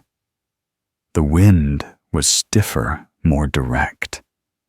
The sails strained slightly, and the sea around them had changed color, not green-blue, but darker, like ink left in the sun. The captain stood at the stern legs apart, coat flapping gently in the breeze. He was not a tall man, but he wore the air of someone whose decisions were rarely questioned. He turned when he heard them approach. "We're diverting," he said without greeting. "Storm brewing north. Stronger than forecast." Anne crossed her arms. "And we're being told this because—" The captain didn't flinch. "Because there's a chance we'll need extra hands. Or extra calm." "We're not sailors," Mary said. "No," the captain agreed. "You're passengers. But passengers with experience." Anne narrowed her eyes. "You think we can steer." "I think you know how not to panic," he said, "which is more useful than most." The wind tugged at their sleeves. The ship creaked again, louder this time. The horizon ahead had flattened, and the clouds along it pulsed with a strange, distant light. Lightning, without thunder. Heat, without fire. Anne looked out over the rail, eyes narrowed. How long until it hits a day, maybe less? And after, depends which way we drift. The word hung in the air, awkward and honest. Drift. Not sail. Not navigate. Drift. Mary stepped closer to the rail, peering out. The sea seemed to stare back. "What happens if we go off course?" she asked. The captain did not answer. Instead, he turned, gestured to the crew, and walked back toward the helm. Anne and Mary remained where they were, watching the water, the wind, the gathering gray ahead. Neither said what they were thinking. That perhaps this was the moment, the one you don't recognize until you're past it, where paths change without asking. The ship creaked again, and beneath their feet, the sea hummed its slow, ancient tune. The storm didn't arrive with drama. It approached like a question, subtle and patient, creeping into the edges of the day without bothering to announce itself. By mid-afternoon, the wind had become more insistent, tugging at coats and hair, with the gentle desperation of a child trying to be noticed. The sails rattled against the masts in their sockets, not violently, but with the persistent complaint of things asked to do more than they agreed to. Anne and Mary were still on deck, not ordered there, but not dismissed either. The captain had vanished into the small map room, and the crew had become more urgent, though no louder. They tied ropes with quick, practiced hands, eyes always on the horizon, as if expecting it to shift without warning. The sea had gone strange again, less color, now more movement, as if stirred from beneath by something curious. Anne stood near the railing, both hands resting on the wood, her eyes following a ripple that refused to settle. Mary leaned beside her, watching the sky. The clouds were no longer gray, but a color between metal and bruises, dense and slow-moving. They didn't look angry, just confused. "I hate storms," Mary said eventually, "even when we were armed and afloat. I always hated them." "I didn't mind them," Anne replied. "Made things quiet. Only after the shouting stopped." Exactly. The wind shifted again, stronger now. Somewhere high above, a gull shrieked and was gone. The first drops of rain came a moment later, not a curtain, but a smattering, hesitant, like the sky was reconsidering. Anne blinked as one hit her cheek and rolled down like sweat. "Here it comes," she said. Mary closed her eyes. Do we go below? No one stopped us from being here yet. That doesn't mean it's wise. Anne shrugged. Nothing about us has been wise for years. The rain thickened, and then, quite suddenly, it didn't. The sky pulled it back, like a breath held too long. The wind dropped for one brief, uncanny second. The sails flapped once, just once, then froze. Every rope on deck went slack in perfect unison. Every creak in the wood stopped. And then, without transition, the storm arrived. Not rain. Not yet. But sound. The kind of sound that doesn't belong to anything living. A groan from the sea itself, deep and low and rising, like something too large to hide. The deck tilted to starboard, not sharply, but with enough conviction to send a bucket rolling past Anne's foot. The crew erupted into movement, voices, suddenly urgent commands, flying in bursts. Hands on sails, lines pulled taut. The storm didn't fall. It unfurled. Wind like a whip. Rain that arrived sideways. The mast above them howled as it strained. Anne and Mary were pulled by instinct toward the main hatch, ducking low, gripping the railings, ignoring the spray that slapped at their faces like cold palms. A sailor shouted something. Neither of them caught. And then they were below again. The wooden stairs slick beneath them. The smell of salt and soaked rope already filling the narrow passage. Their cabin door banged once, twice, and then Mary shoved it open. Inside, the world rocked violently. The hammocks swung like pendulums. The tray from breakfast had tipped onto the floor and rolled into the corner, splashing thin soup across the boards. They didn't sit.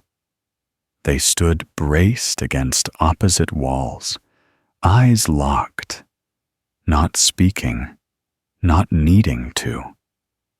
The storm had found them. Not by chance, not by error, but because it had been waiting. The walls moaned with each pitch, the porthole flashing with streaks of lightning, so quick they left after images. Water trickled from a seam near the ceiling, forming a thin, stubborn stream that gathered at the base of the far wall. The storm had come inside. Anne gritted her teeth and pressed her hand against her belly. The child within stirred, but not violently. Just a faint shift. Maybe startled. Maybe used to this already. Mary slipped to a crouch, bracing her back against the corner, knees up, arms wrapped around herself like insulation. "We're not dying here," she said, barely audible over the groaning hull.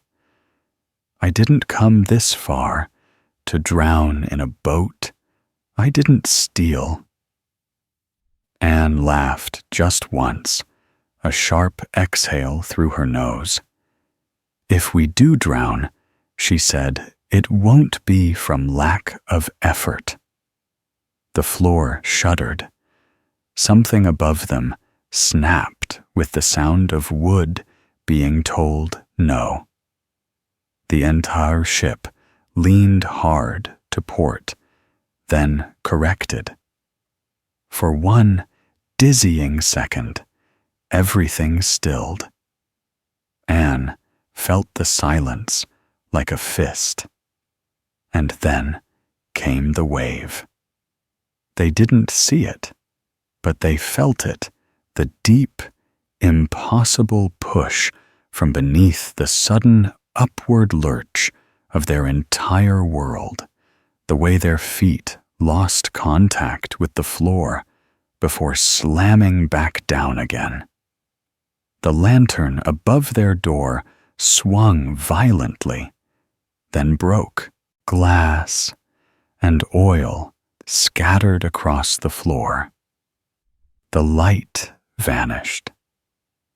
The room was plunged into dark. Not black, just dark, storm-colored. Anne stumbled toward Mary, both hands extended, found her arm, gripped it. Mary gripped back. They crouched together, now side by side, leaning into the wall that shook like an animal trying to escape its skin. "You still sure we're not dying?" Anne shouted over the roar. Mary didn't answer. She just squeezed Anne's hand tighter. The ship pitched again. Another creak. Another tilt. Another pause. The storm wasn't over. Not yet. But they were still upright, still breathing, still counted. And above them, through the boards and rope and rain, someone shouted something that might have been a name, or a warning, or a beginning. The storm did not end, so much as recede like a tide in reverse, pulling its violence away in increments, too small to celebrate. The wind eased first reluctantly, like a door that hadn't quite finished closing. Then the rain softened, shifting from anger to indifference, until it was less an assault and more a persistent dampness in the air that clung to everything like a secret. The ship, for its part, groaned in the aftermath, creaking and adjusting, as if waking from an uncomfortable dream. Below deck, Anne and Mary remained exactly where the storm had left them, pressed together against the wall, legs stiff hair matted with salt water, breathing with the cautious rhythm of people not entirely convinced it was over. The lantern above the door was still shattered. The room smelled of oil and wet wood and something sour that might have been the last bowl of porridge fermenting in the corner. Neither woman moved for a long time. The darkness didn't frighten them. It merely existed thick and quiet, and full of the kind of stillness that follows great noise. Eventually, Anne shifted her back, cracking with the motion. She winced, hand on her side. "Still here," she muttered, voice hoarse. Mary exhaled slowly. For now. That wave felt like it came from underneath us. It did. Anne let her head lean back against the wall. You hurt. Just bruises. Nothing new. The baby kicked through half of it, then stopped. Maybe it got bored. Anne almost smiled. Takes after me, then. A drip of water landed between them with a soft plink. The leak above had grown slower, but it hadn't stopped. Mary looked up then to the side eyes adjusting to the gloom. We need to dry the floor before we slip on it and break something important. We've already broken most of what matters, Anne said, but she stood anyway, legs shaking. She found the corner where the stew bowl had landed and used a bit of cloth from her bundle to mop up the oil that still glistened faintly in the dark. Mary followed suit, moving with the stiffness of someone who hadn't slept in too long. Together, they cleaned the floor in silence, hands moving automatically, the way people do when they've cleaned up after worse. Above them, footsteps returned heavier, now hurried, but orderly. Orders were called, lines retied. The ship was being reminded that it still had purpose. Anne moved to the porthole, wiping the glass with her sleeve. Outside, the sky was a dull gray. The sea had calmed, but not settled. Swells still rolled like the memory of a song stuck in the water's head. "We're still afloat," she said. "Somehow. Does it look like we're on course?" Anne squinted. "It looks like we're somewhere. That's vague. Better than nowhere." The door opened without warning, startling them both. A young crewman stood there, soaked to the bone, his eyes wide and red-rimmed. "Captain wants you topside," he said. "Now." "Another storm?" Mary asked. "No, something else." Anne grabbed her coat, now damp, and smelling faintly of mildew. Mary followed. They climbed the stairs again, slower this time, each step slick, their muscles protesting.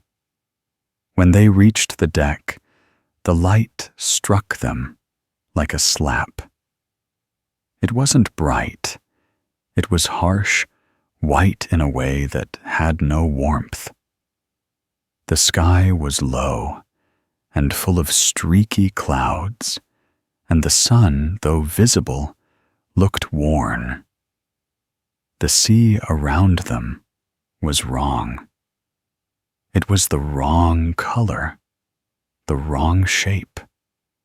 Waves moved without rhythm. Foam clung to the surface like lace left out in the rain. And ahead, on the horizon, something dark. Not land. Not exactly. The captain stood at the helm, jaw set, eyes forward. He didn't look at them when they approached. He simply raised a hand and pointed. That he said wasn't on any chart. The shape loomed in the distance, low, sprawling, dark against the haze. It wasn't a mountain. It wasn't an island. It was too flat, too still. "A sandbar?" Anne asked. "With trees." "A wreck?" Mary offered. "No, it's too big." The captain nodded. "We'll approach slowly. I don't trust anything that quiet." Anne stared. The shape didn't move, didn't shimmer, didn't change. It simply waited. The ship adjusted course sails, flapping once before catching wind again. The crew moved like ghosts, quiet and tired, doing their work with eyes that kept drifting forward. Anne felt the weight of the water beneath them, the drag of something deeper than depth. "Do we anchor?" she asked. "Not yet," the captain said. "We see what it is first, and if it sees us—" The captain didn't answer. The sea groaned softly beneath the keel. The shape ahead didn't grow clearer, just closer as the ship crept forward, sails trimmed and drawn as tight as nerves. The crew grew quieter still, their movements careful, the kind of careful reserved for churches, grave sites, and things that haven't explained themselves yet. Anne and Mary remained near the rail eyes, fixed on the dark shape ahead. It hadn't shifted, not once. It lay like a smudge across the sea, not shimmering like heat, or broken like wreckage, but solid and calm and clearly uninterested in anyone's interpretation. Closer now, the shape began to betray details, not many just enough to unsettle. Trees, perhaps, but not the swaying sort that lean into breezes. These were straight, upright, unnaturally, so like matchsticks stuck into earth that hadn't asked for them. No visible birds, no movement among the foliage, no smoke, no shouts, not even the usual detritus of coastal life, no scattered boats, no fish lines, no footprints where surf met sand. Mary leaned slightly over the rail, squinting. "It looks like something someone forgot to finish." Anne nodded. Like a sketch of land that lost interest halfway through. The captain barked a low order, and the anchor chain creaked as it began its slow descent. The water around the ship bubbled slightly where it dropped, but not in protest, more like the sea was adjusting its collar. The shape, now undeniably an island, lay dead ahead, maybe half a mile away. Too far to wade, too close to ignore. The crew stood ready, ropes coiled, hands at the ready, though none of them seemed eager to lower a boat. The captain turned to Anne and Mary, his expression less suspicion, now more calculation. "You're not prisoners anymore," he said simply. "You're passengers, and passengers can volunteer." Anne raised an eyebrow. Volunteering for what, exactly? "To step on that," the captain said, nodding toward the land. "Scout it. Confirm it's safe. No one wants to stay in these waters longer than we must." Mary blinked slowly. "You want us to go first? You're not crew. If something happens, it won't count against the manifest. Anne let out a small, joyless laugh. That's comforting. The captain looked tired. It's the sea. Comfort isn't part of the fare. After a long moment, Anne nodded. Fine. But we want a rope, a knife and food, Mary added, and we come back on our own terms. Within reason, the captain agreed. And soon. A small skiff was lowered over the side, the lines groaning in the pulleys. Anne stepped down first legs, adjusting to the different motion immediately. Mary followed more cautious. One of the crew handed down a satchel with hard bread, a flask of weak tea, and a small knife that looked sharp enough to handle the idea of danger, if not the reality. They rowed in silence. The water was unusually calm, too calm. It wasn't that the sea was glassy. It was simply quiet, like it had decided not to ripple unnecessarily. Each pull of the oars felt exaggerated, too loud, like clapping in a cathedral. Anne rowed with measured strokes. Mary kept her eyes on the shoreline. Closer now, the trees revealed more strangeness. Their trunks were black, not bark black, but coal black. Not charred, not dead, just wrong. The sand at the shore was pale, not white like tropical beaches, but bleached, as if all color had been washed from it slowly over time. The skiff touched land with a soft crunch. Anne stepped out first, testing the ground. It held, firm, dry.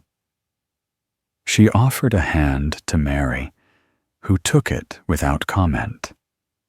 Together, they stood on the unnamed island, listening. The waves behind them were distant, faint. No birds, no insects. The air didn't smell wrong. It just didn't smell at all.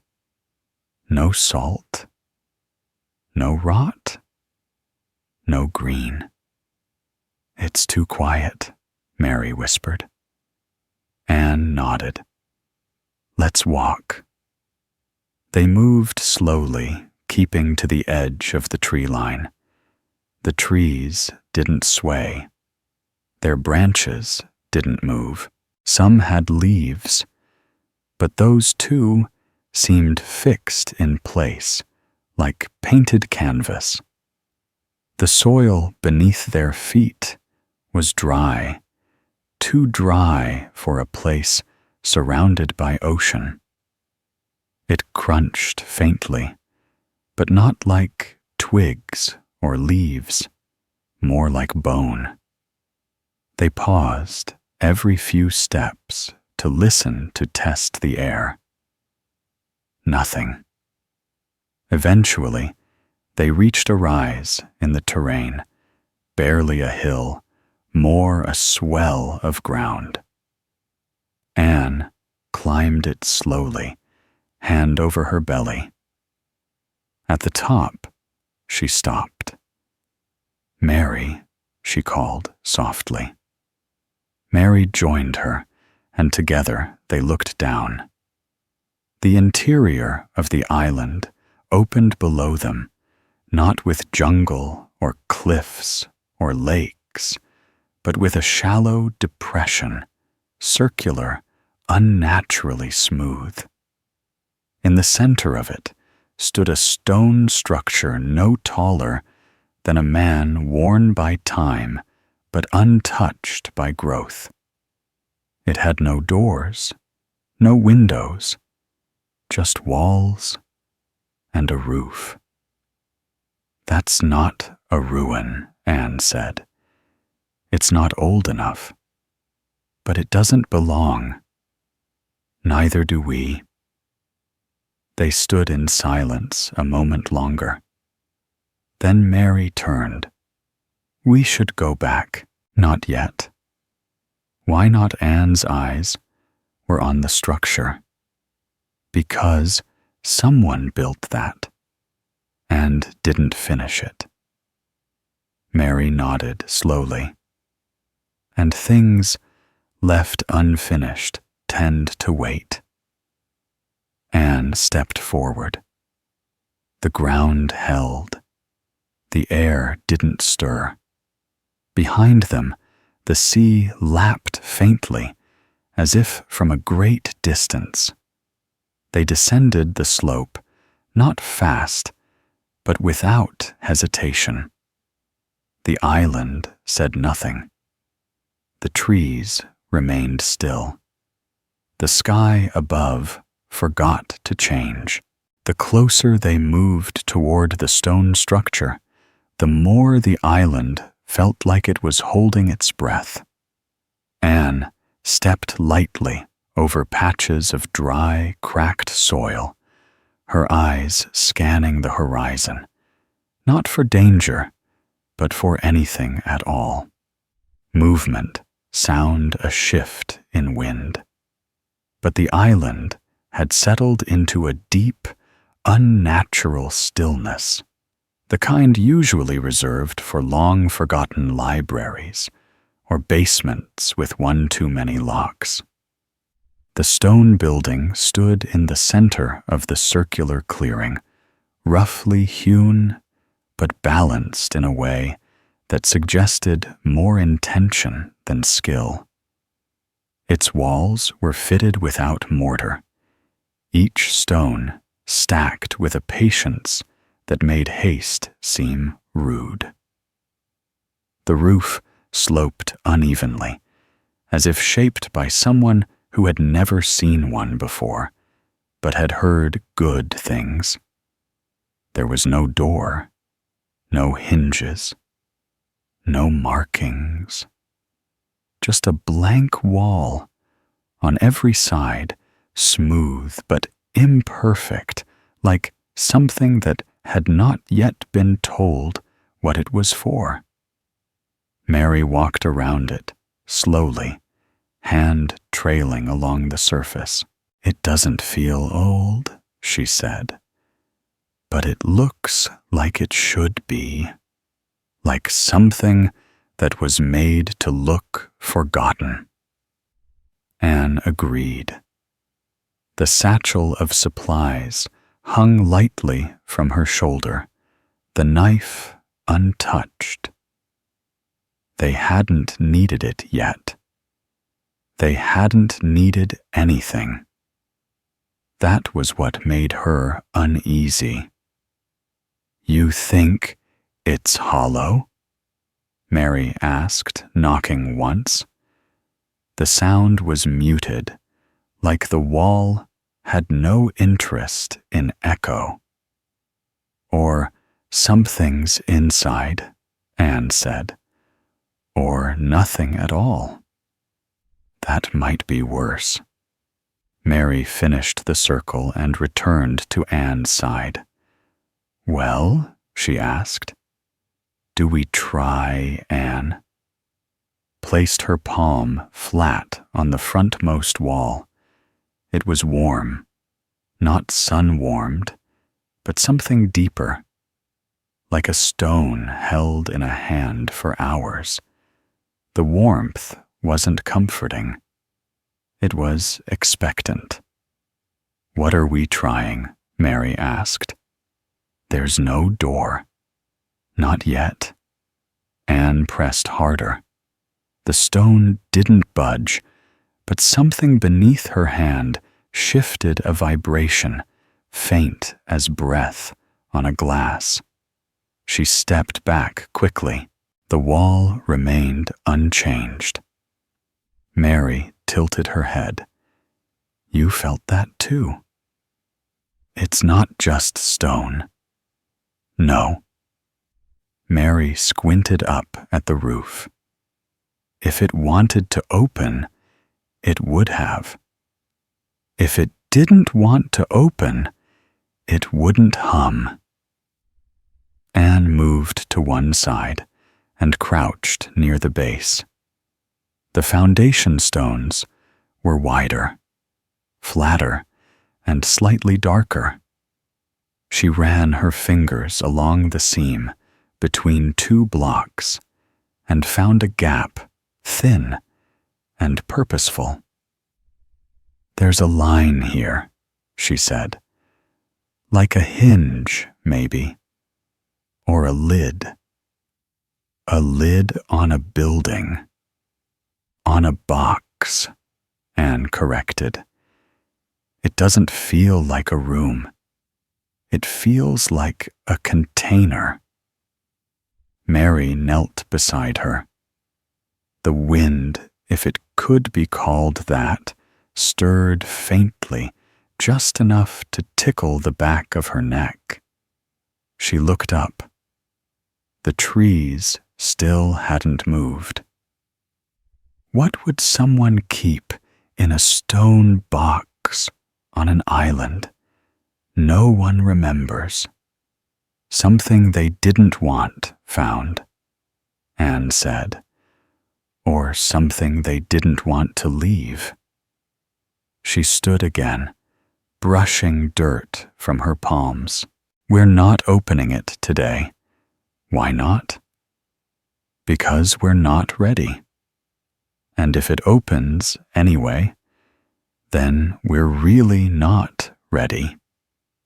They stepped back in unison, retreating from the stone structure, not in fear, but in a kind of quiet agreement with the air itself. The island didn't object. It simply waited. They made their way slowly back up the slope toward the shoreline. The skiff still bobbed where they'd left it, tied lazily to a half-buried rock. The sea was calm again, waves so gentle they barely qualified as motion. As they neared the beach, Mary paused and looked back. The trees at the edge of the clearing looked slightly closer than before. Not by much, just enough to notice. Did the forest move? She asked. Anne didn't answer right away. She stared back down at the clearing, at the stone box, at the unbroken stillness that now felt a little less honest. No, she said, eventually. But I think we did. Mary frowned. The hill? The island? Anne turned back to the boat. Let's not find out how far it can turn. They waded into the shallow water and climbed into the skiff, untied it quickly, the rope feeling more brittle than it had an hour ago.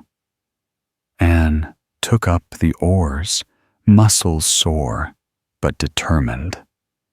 They rowed in silence.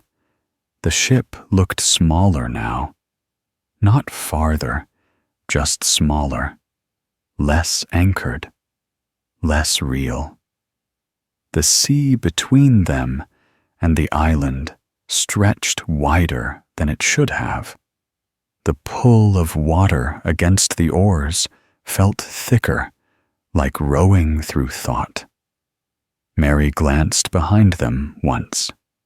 The island was still there, still dark, still still. But something in its shape felt different now, as if it had learned their names without asking. By the time they reached the ship, the crew had changed. not in number, not in face, but in posture. There was something in the way they moved now, more watchful, less casual, the wary shuffle of men who had sensed something they couldn't explain and didn't trust themselves to name. The captain waited at the rail, arms folded, lips set in a line that had long forgotten the shape of a smile. He watched Anne and Mary climb the rope ladder. Without a word, eyes narrowed against the strange, too even light that still bathed the sea in pale indifference. When they stepped onto the deck, soaked to the knees and salt-stung, he didn't greet them, just a nod, brisk and shallow. "Well?" he asked.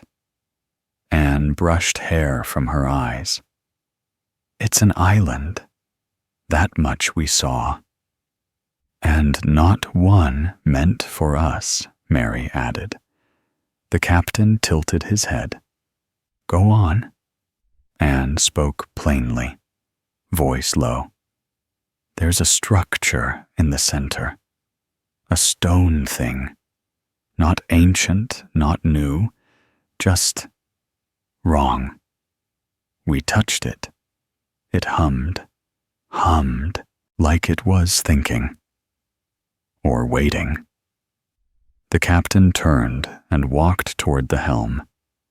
They followed. The sea rolled gently beneath the ship. It was still too calm. Anne could feel it in her ankles, how the water resisted movement, like honey resisting a spoon.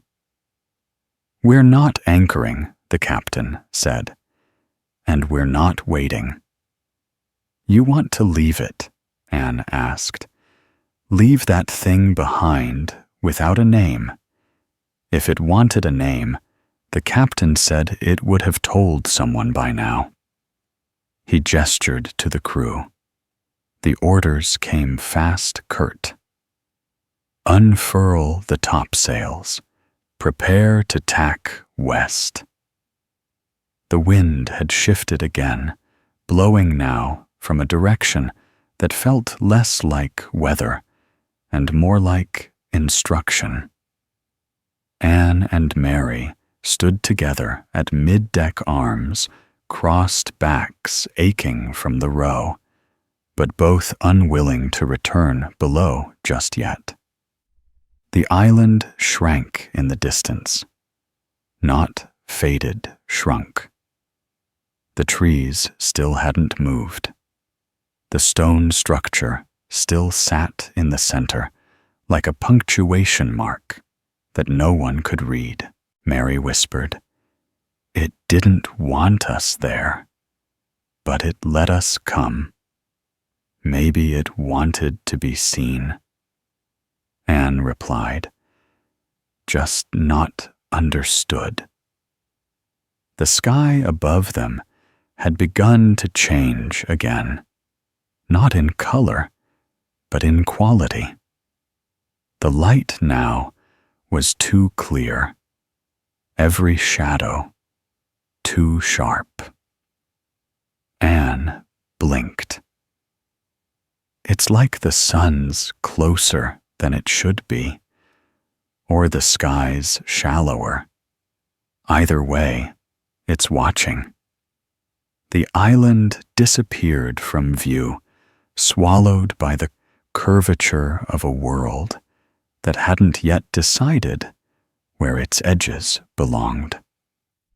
The crew moved faster now, driven not by urgency, but by a need to feel like they were going somewhere, anywhere else. The sea, for its part, began to remember how to move.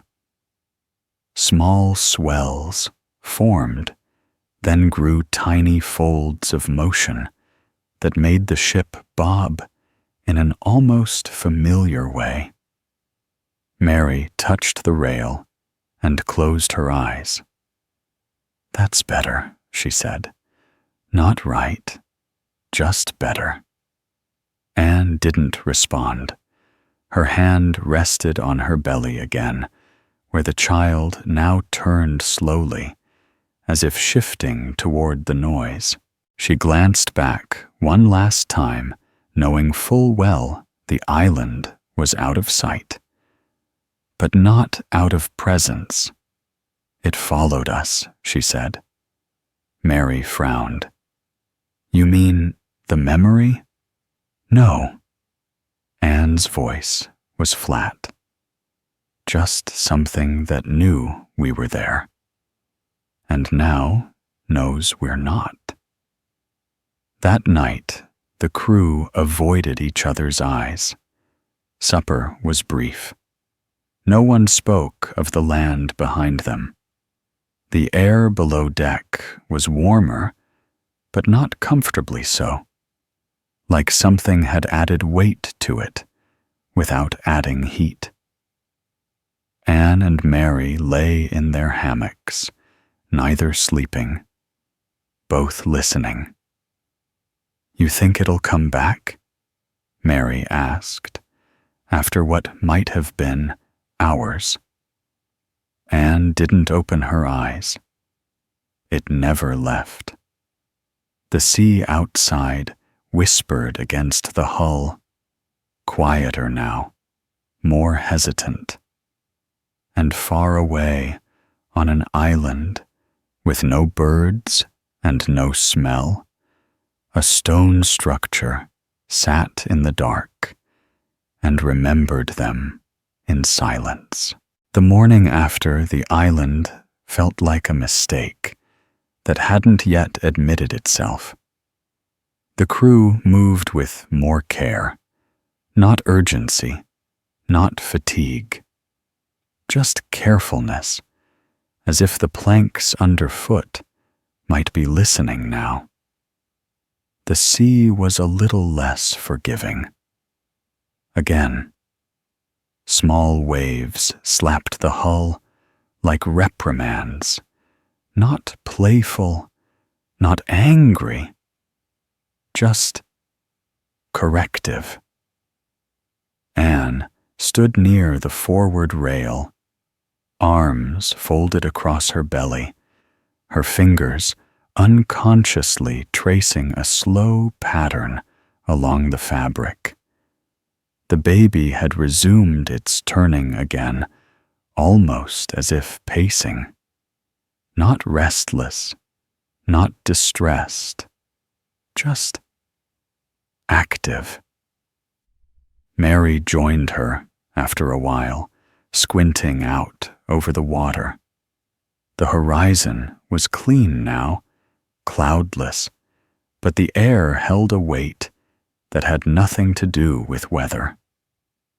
"Did you sleep?" Mary asked. "Enough to know. I didn't dream," Anne replied. "That's rare these days." "I dreamed about stairs," Mary said after a pause. "Stone ones, narrow, going down. I never reached the bottom. Was there a sound? Yes. Breathing, but not mine." Anne didn't respond.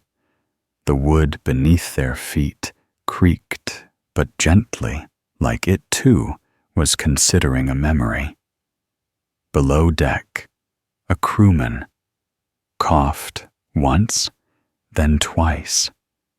It didn't echo properly. Sound, it seemed, had taken on a reluctance. "Do you think we should have gone inside?" Mary asked. "Into the stone structure?" "I don't know. Part of me thinks it was never meant to be entered. The other part wonders if not entering is the mistake." Anne touched the rail lightly.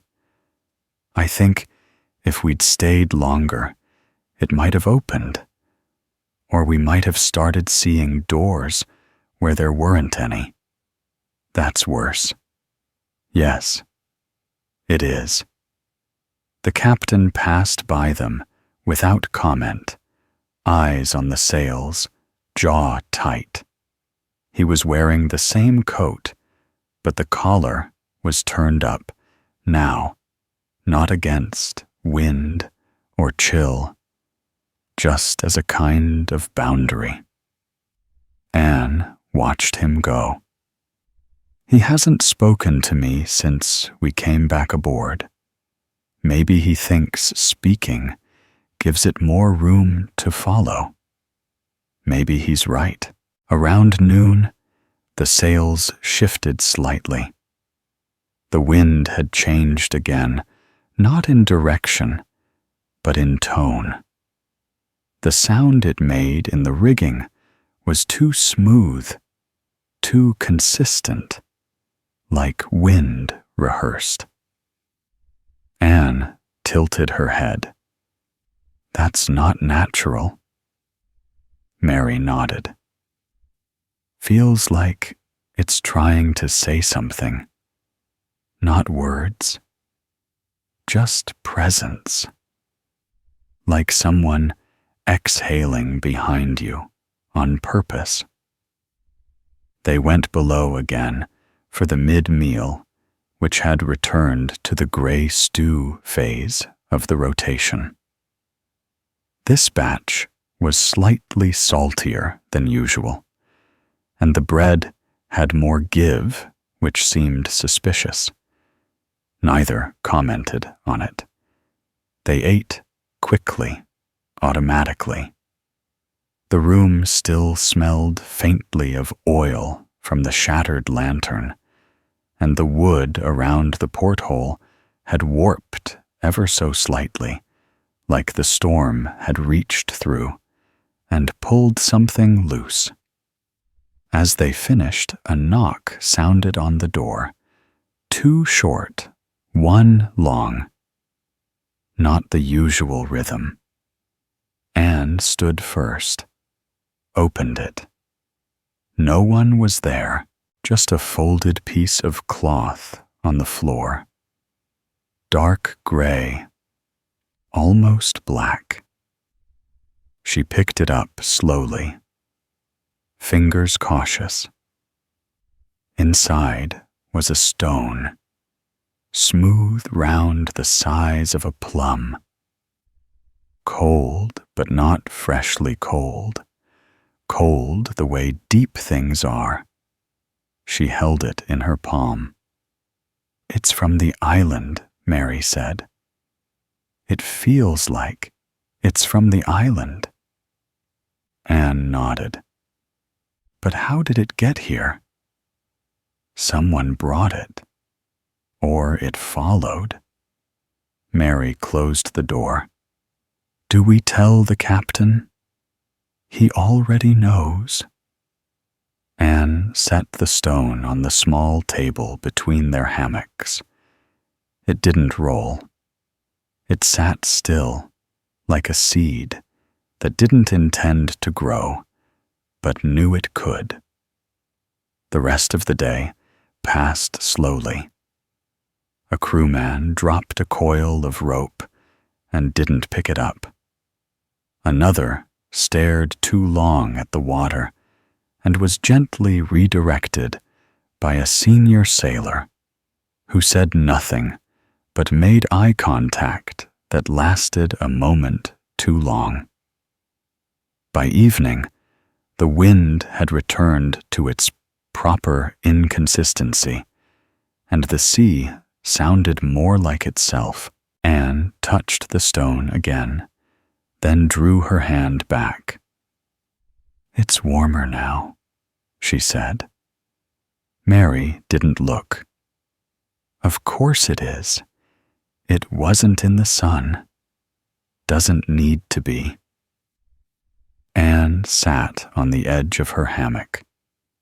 Do you think it's watching? I think it's listening. To what Mary lay back, arms crossed. To us. To everything we didn't say when we saw that place. The lantern above them flickered once, although no breeze touched it. The hull creaked, but not in rhythm with the waves. Outside, the sea sighed, and far off, just barely beneath the edge of hearing a sound, rose. Not a word, not a voice, just the shape of listening returned in kind. That night was long in the way. Only sea nights could be stretched out unhurried, filled with the hollow sound of nothing happening, layered atop the even deeper thrum of something quietly refusing to leave. The ship drifted westward under stars that seemed oddly fixed in place, their flickering held back by a haze that wasn't cloud, wasn't smoke, wasn't anything that made sense. Below deck, Anne lay awake, her hammock swaying with a rhythm that no longer matched the sea, but followed some slower tempo, some interior sway that came from thoughts she couldn't finish. The stone sat where she'd left it, on the small table, silent and patient. It hadn't moved. Of course it hadn't. That would have been a problem. Instead, it stayed perfectly still, the way things do when they know they don't need to move to make themselves known. Mary was asleep, or trying to be her breaths steady, but shallow. Every so often, she would stir one hand moving to her side, as if checking for something she might have left behind. Anne watched her for a while, not out of concern, but out of a need to tether her gaze to something that wasn't. The stone, wasn't the wood, wasn't the ache in her back that grew sharper with each hour the child pressed against her ribs. At some point, she didn't remember when she slid out of the hammock, her feet landing softly on the worn boards. The ship creaked in response, though not loudly, more like a sigh of acknowledgement. She stood for a long while, toes curled slightly against the cool floor eyes on the porthole where the sky outside seemed stuck in a dull, bruised glow that could have been the moon or could have been something pretending. She didn't open it. She didn't want to know what air might slip through. Instead, she stepped lightly toward the table. The stone was still warm, not hot, not glowing, just the kind of warmth that suggested it had been held by something, by someone by time. She placed a hand near it. Not touching, just near. A faint vibration hummed through the air, not from the stone, from everything else, as though the stone were still and the world was adjusting to it. A low creak behind her. She turned. Mary sat up, hair-tousled eyes dark in the lantern light. "You were touching it," she said. "Not a question." Anne shook her head. Just near it. That's enough. Mary stood slower, joints stiff from sleep or disuse. She crossed the room and picked up the stone, held it in both hands. Her mouth opened slightly, like she was about to speak.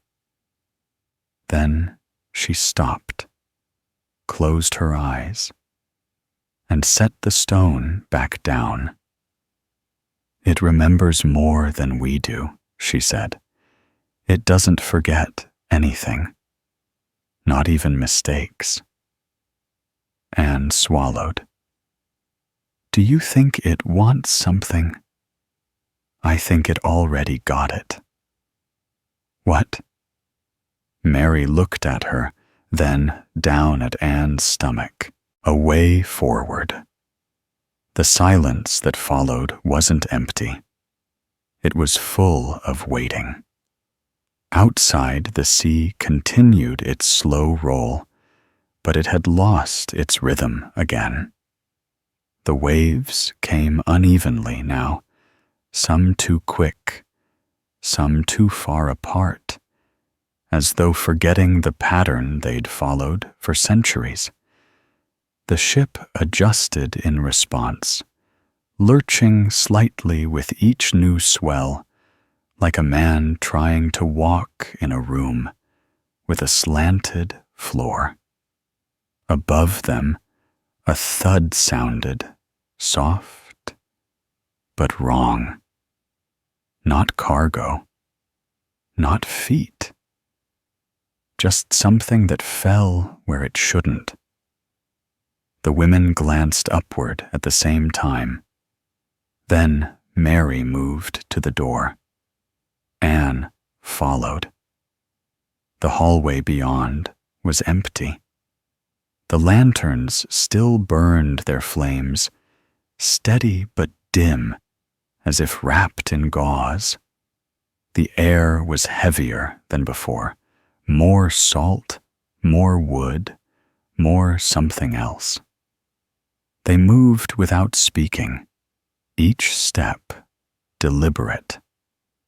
They climbed the narrow stairwell, emerged onto the deck. The sky had not changed. The stars still hung, like they were glued in place. A light fog now hugged the surface of the sea close, but not touching. The crew was there, scattered awake, but silent. None of them moved. All eyes were on the stern. The captain stood alone, one hand resting on the tiller, the other at his side. Before him, resting on the planks, lay another stone, identical, smooth, dark, still. Anne blinked. It followed. The captain didn't turn. It was already here. Mary exhaled slowly. How many I don't know, he said. But they don't seem to be multiplying, just appearing. When needed. Needed by whom, Anne asked. The captain finally turned. That's what we're going to find out. The sea lapped gently at the hull. The stars remained still. And somewhere below, the first stone shifted ever so slightly on the table, as if aligning itself with the new arrival above. By morning, the fog had thickened, curling low around the hull like a cat that didn't particularly want attention, but refused to leave the room. It muffled every sound, the creak of ropes, the flap of sails, the soft thud of boots on deck. all of it blunted, as if the ship had been gently wrapped in wool and set adrift in a world that no longer believed in sharp edges. Anne stood at the bow now, hands resting lightly on the damp rail. Her skin felt different in the fog, almost porous, like the air was pressing itself into her. She hadn't spoken since sunrise. There hadn't been a need. Beside her, Mary sipped slowly from a mug of tea that had gone cold before the second swallow. No one had commented on the second stone again, though the captain had ordered it secured in a small crate and stored near the hold, as if placing it somewhere inconvenient could dilute whatever it carried. Anne hadn't argued. Neither had Mary. But they both knew the stone didn't need to be near to be present. They could feel its weight in the way the ship drifted, not veering, not lost, just subtly disinterested in staying on course. The compass hadn't spun. That would have been too dramatic. Instead, it leaned its needle holding steady at a point just left of north, as if suggesting an alternate version of direction where certainty was no longer necessary. The captain didn't like it. He consulted the charts hourly each time, with slightly more furrowed brow, each time marking their position with a note of hesitation. Land should have been visible by now. Not familiar land, perhaps, but something. A reef, a chain of rocks, a bird. Even a piece of driftwood would have offered confirmation that they were somewhere. But the world around them remained sea and fog, and the occasional pulse of unseen movement far beneath. Below deck, Anne rested, briefly curled sideways in her hammock, one hand always on her stomach now.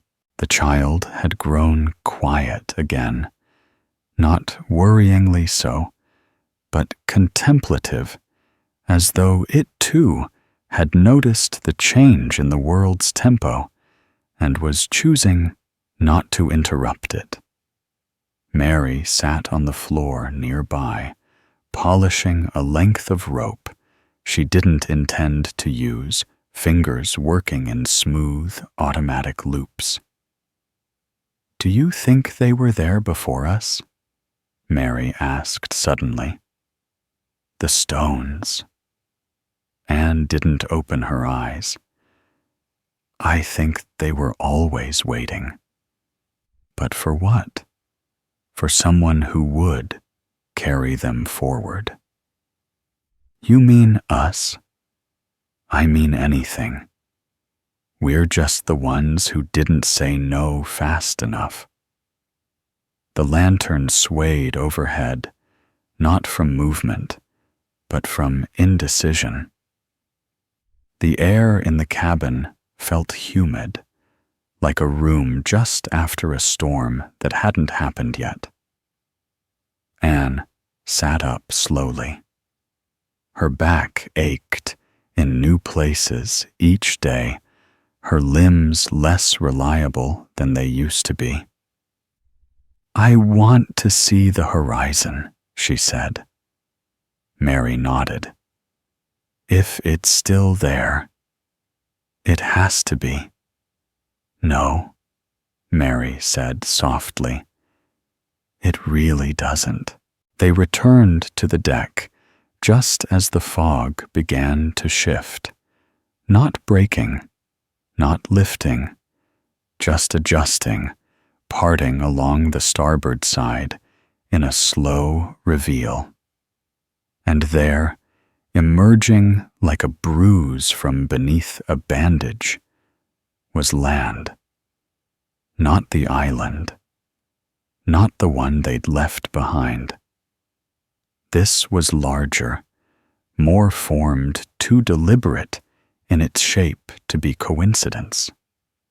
A shore stretched outward, sloping gently upward toward a ridge lined with dark trees, different than the matchstick forest from before. These trees leaned. They bent into each other, as if whispering things not meant for open air. The captain stood near the wheel. His eyes narrowed, jaw working slowly, as though chewing on a thought too tough to swallow. New Anne asked. He nodded once. Wasn't there yesterday. No birds. No sound. So what now? Mary asked. Do we land again? We're drifting toward it, anyway, the captain said. Might as well not pretend we're in control. The crew moved quietly. No orders were barked. No ropes snapped in protest. They all knew the weight of this arrival, knew the difference between coincidence and invitation. The anchor was readied, though no one believed it would matter. Anne and Mary prepared again, satchel knife, a little bread. The second stone was left behind. The first remained on the table below. No one suggested bringing either. As the skiff was lowered again, the sea barely rippled. Anne stepped in first, then Mary, and they began to row, not away this time, but toward something that felt like it had always been, waiting just outside the corner of vision. The land grew larger, not just closer, its shape unfolding with a precision that made instinct recoil. There was a shore. There were trees. But between them, nestled low and half concealed, stood a structure. Stone. Familiar. Waiting. Mary stopped rowing. It's the same one. Anne didn't look away. It can't be. But it is. The skiff drifted, carried now by a current that didn't exist toward the shore, that wasn't new, and the box that wasn't alone. And still, no birds, no voices, no reason. Only the echo of a name that hadn't been spoken yet, and the memory of a silence that didn't need to be earned.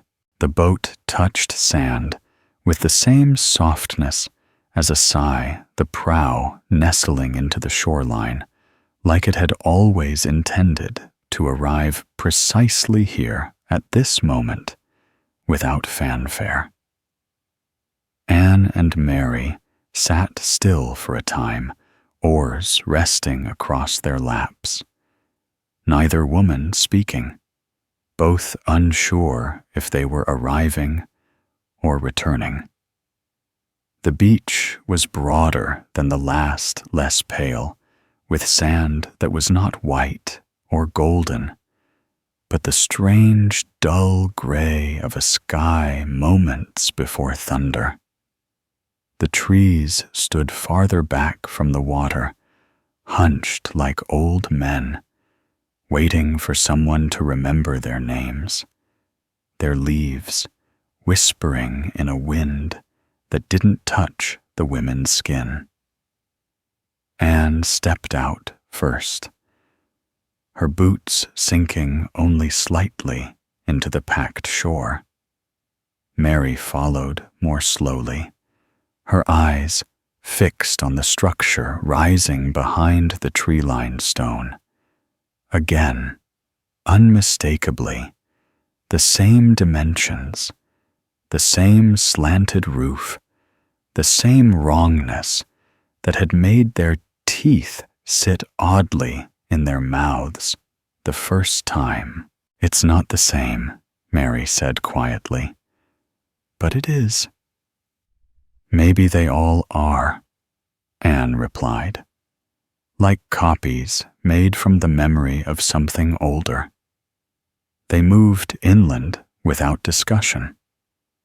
The satchel was light.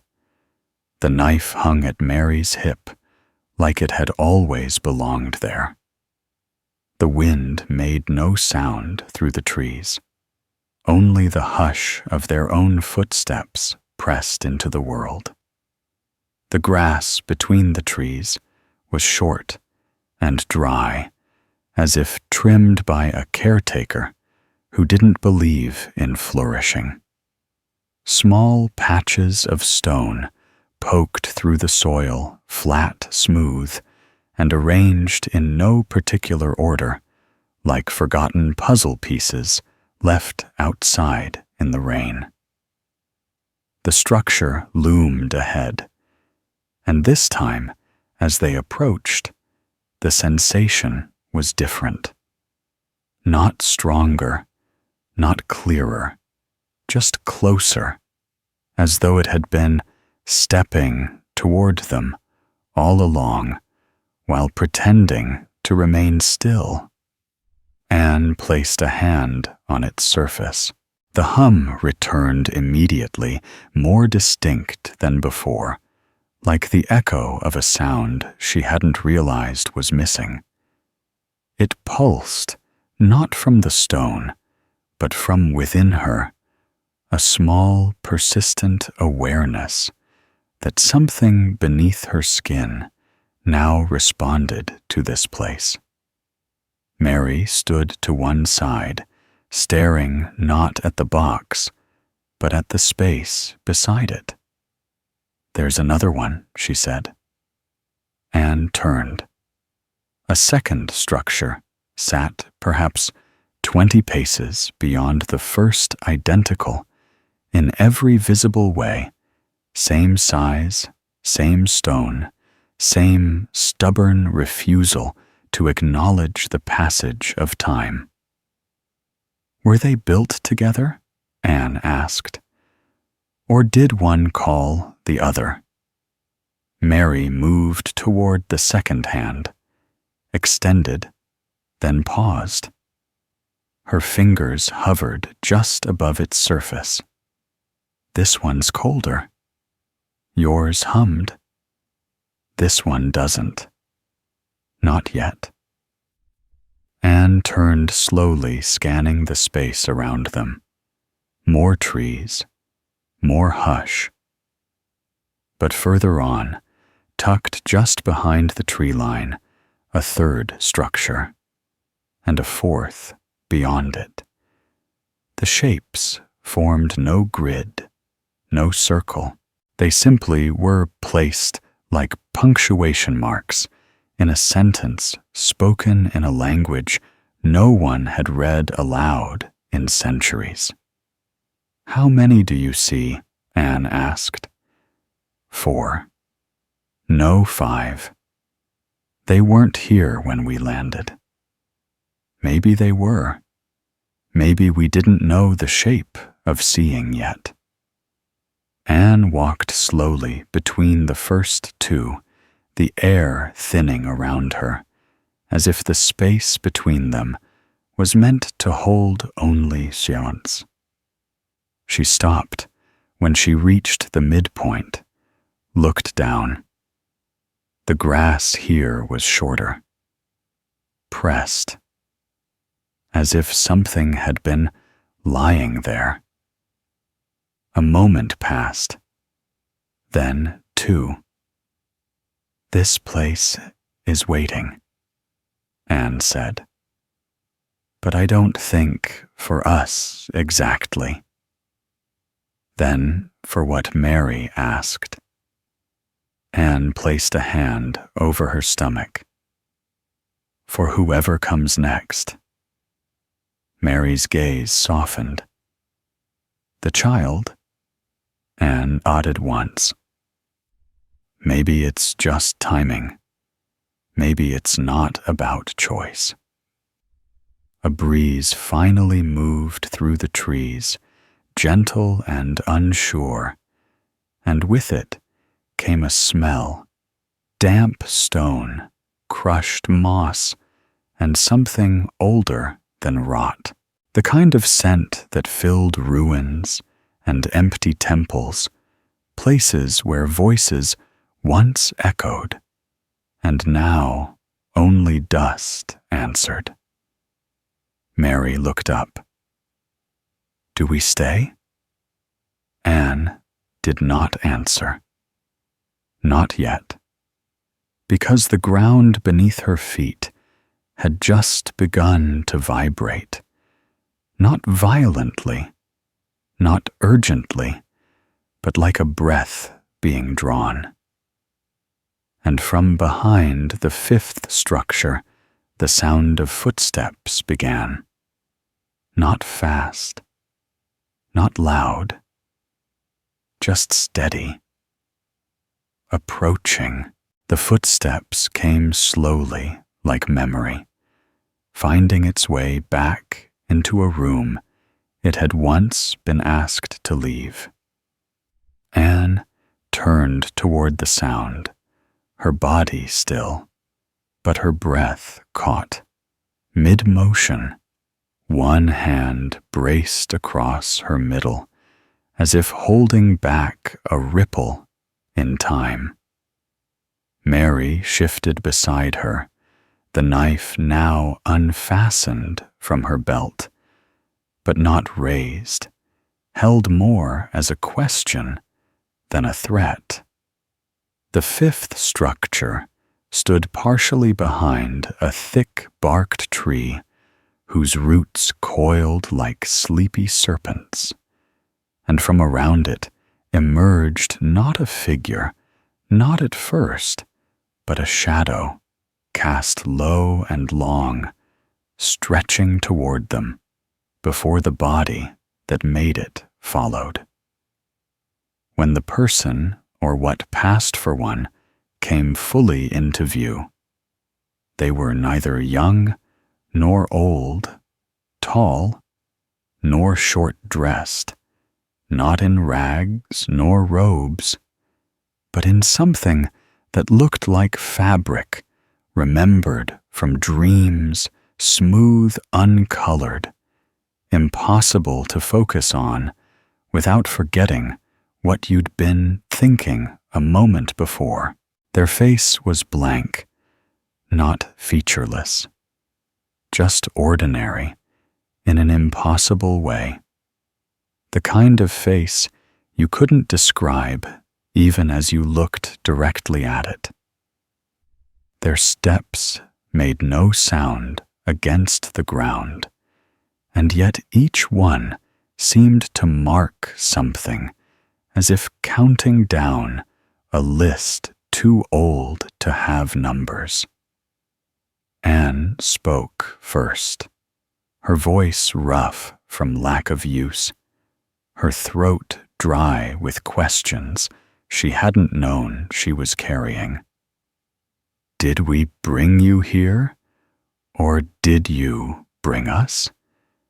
The figure stopped 5 paces away, arms at their sides, and the air between them stilled as though listening in. When the figure replied, it was not with sound. The words arrived directly fully formed, not heard, not spoken, but known. Neither. Both. you opened what was already turning. Mary stepped forward once. The structures, the boxes. What are they? The figure turned slightly. Not to look, but to acknowledge, as if sensing inquiry, like heat.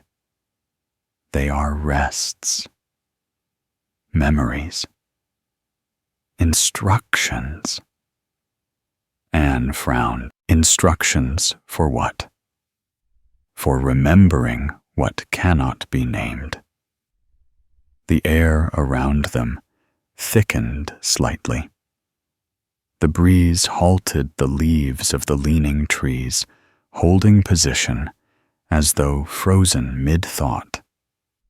The figure's gaze, or whatever it was, fell to Anne's belly, and this time there was sound.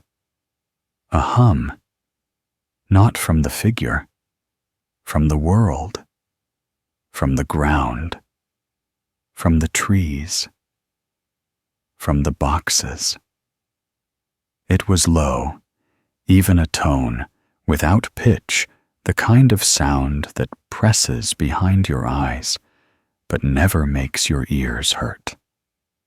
The child, Anne whispered. The hum responded, not louder, but nearer.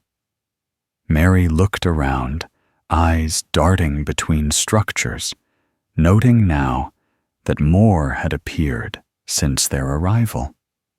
7, 8, maybe more. Each one identical, each one oriented, without symmetry, yet unmistakably arranged. What do they want? Mary asked.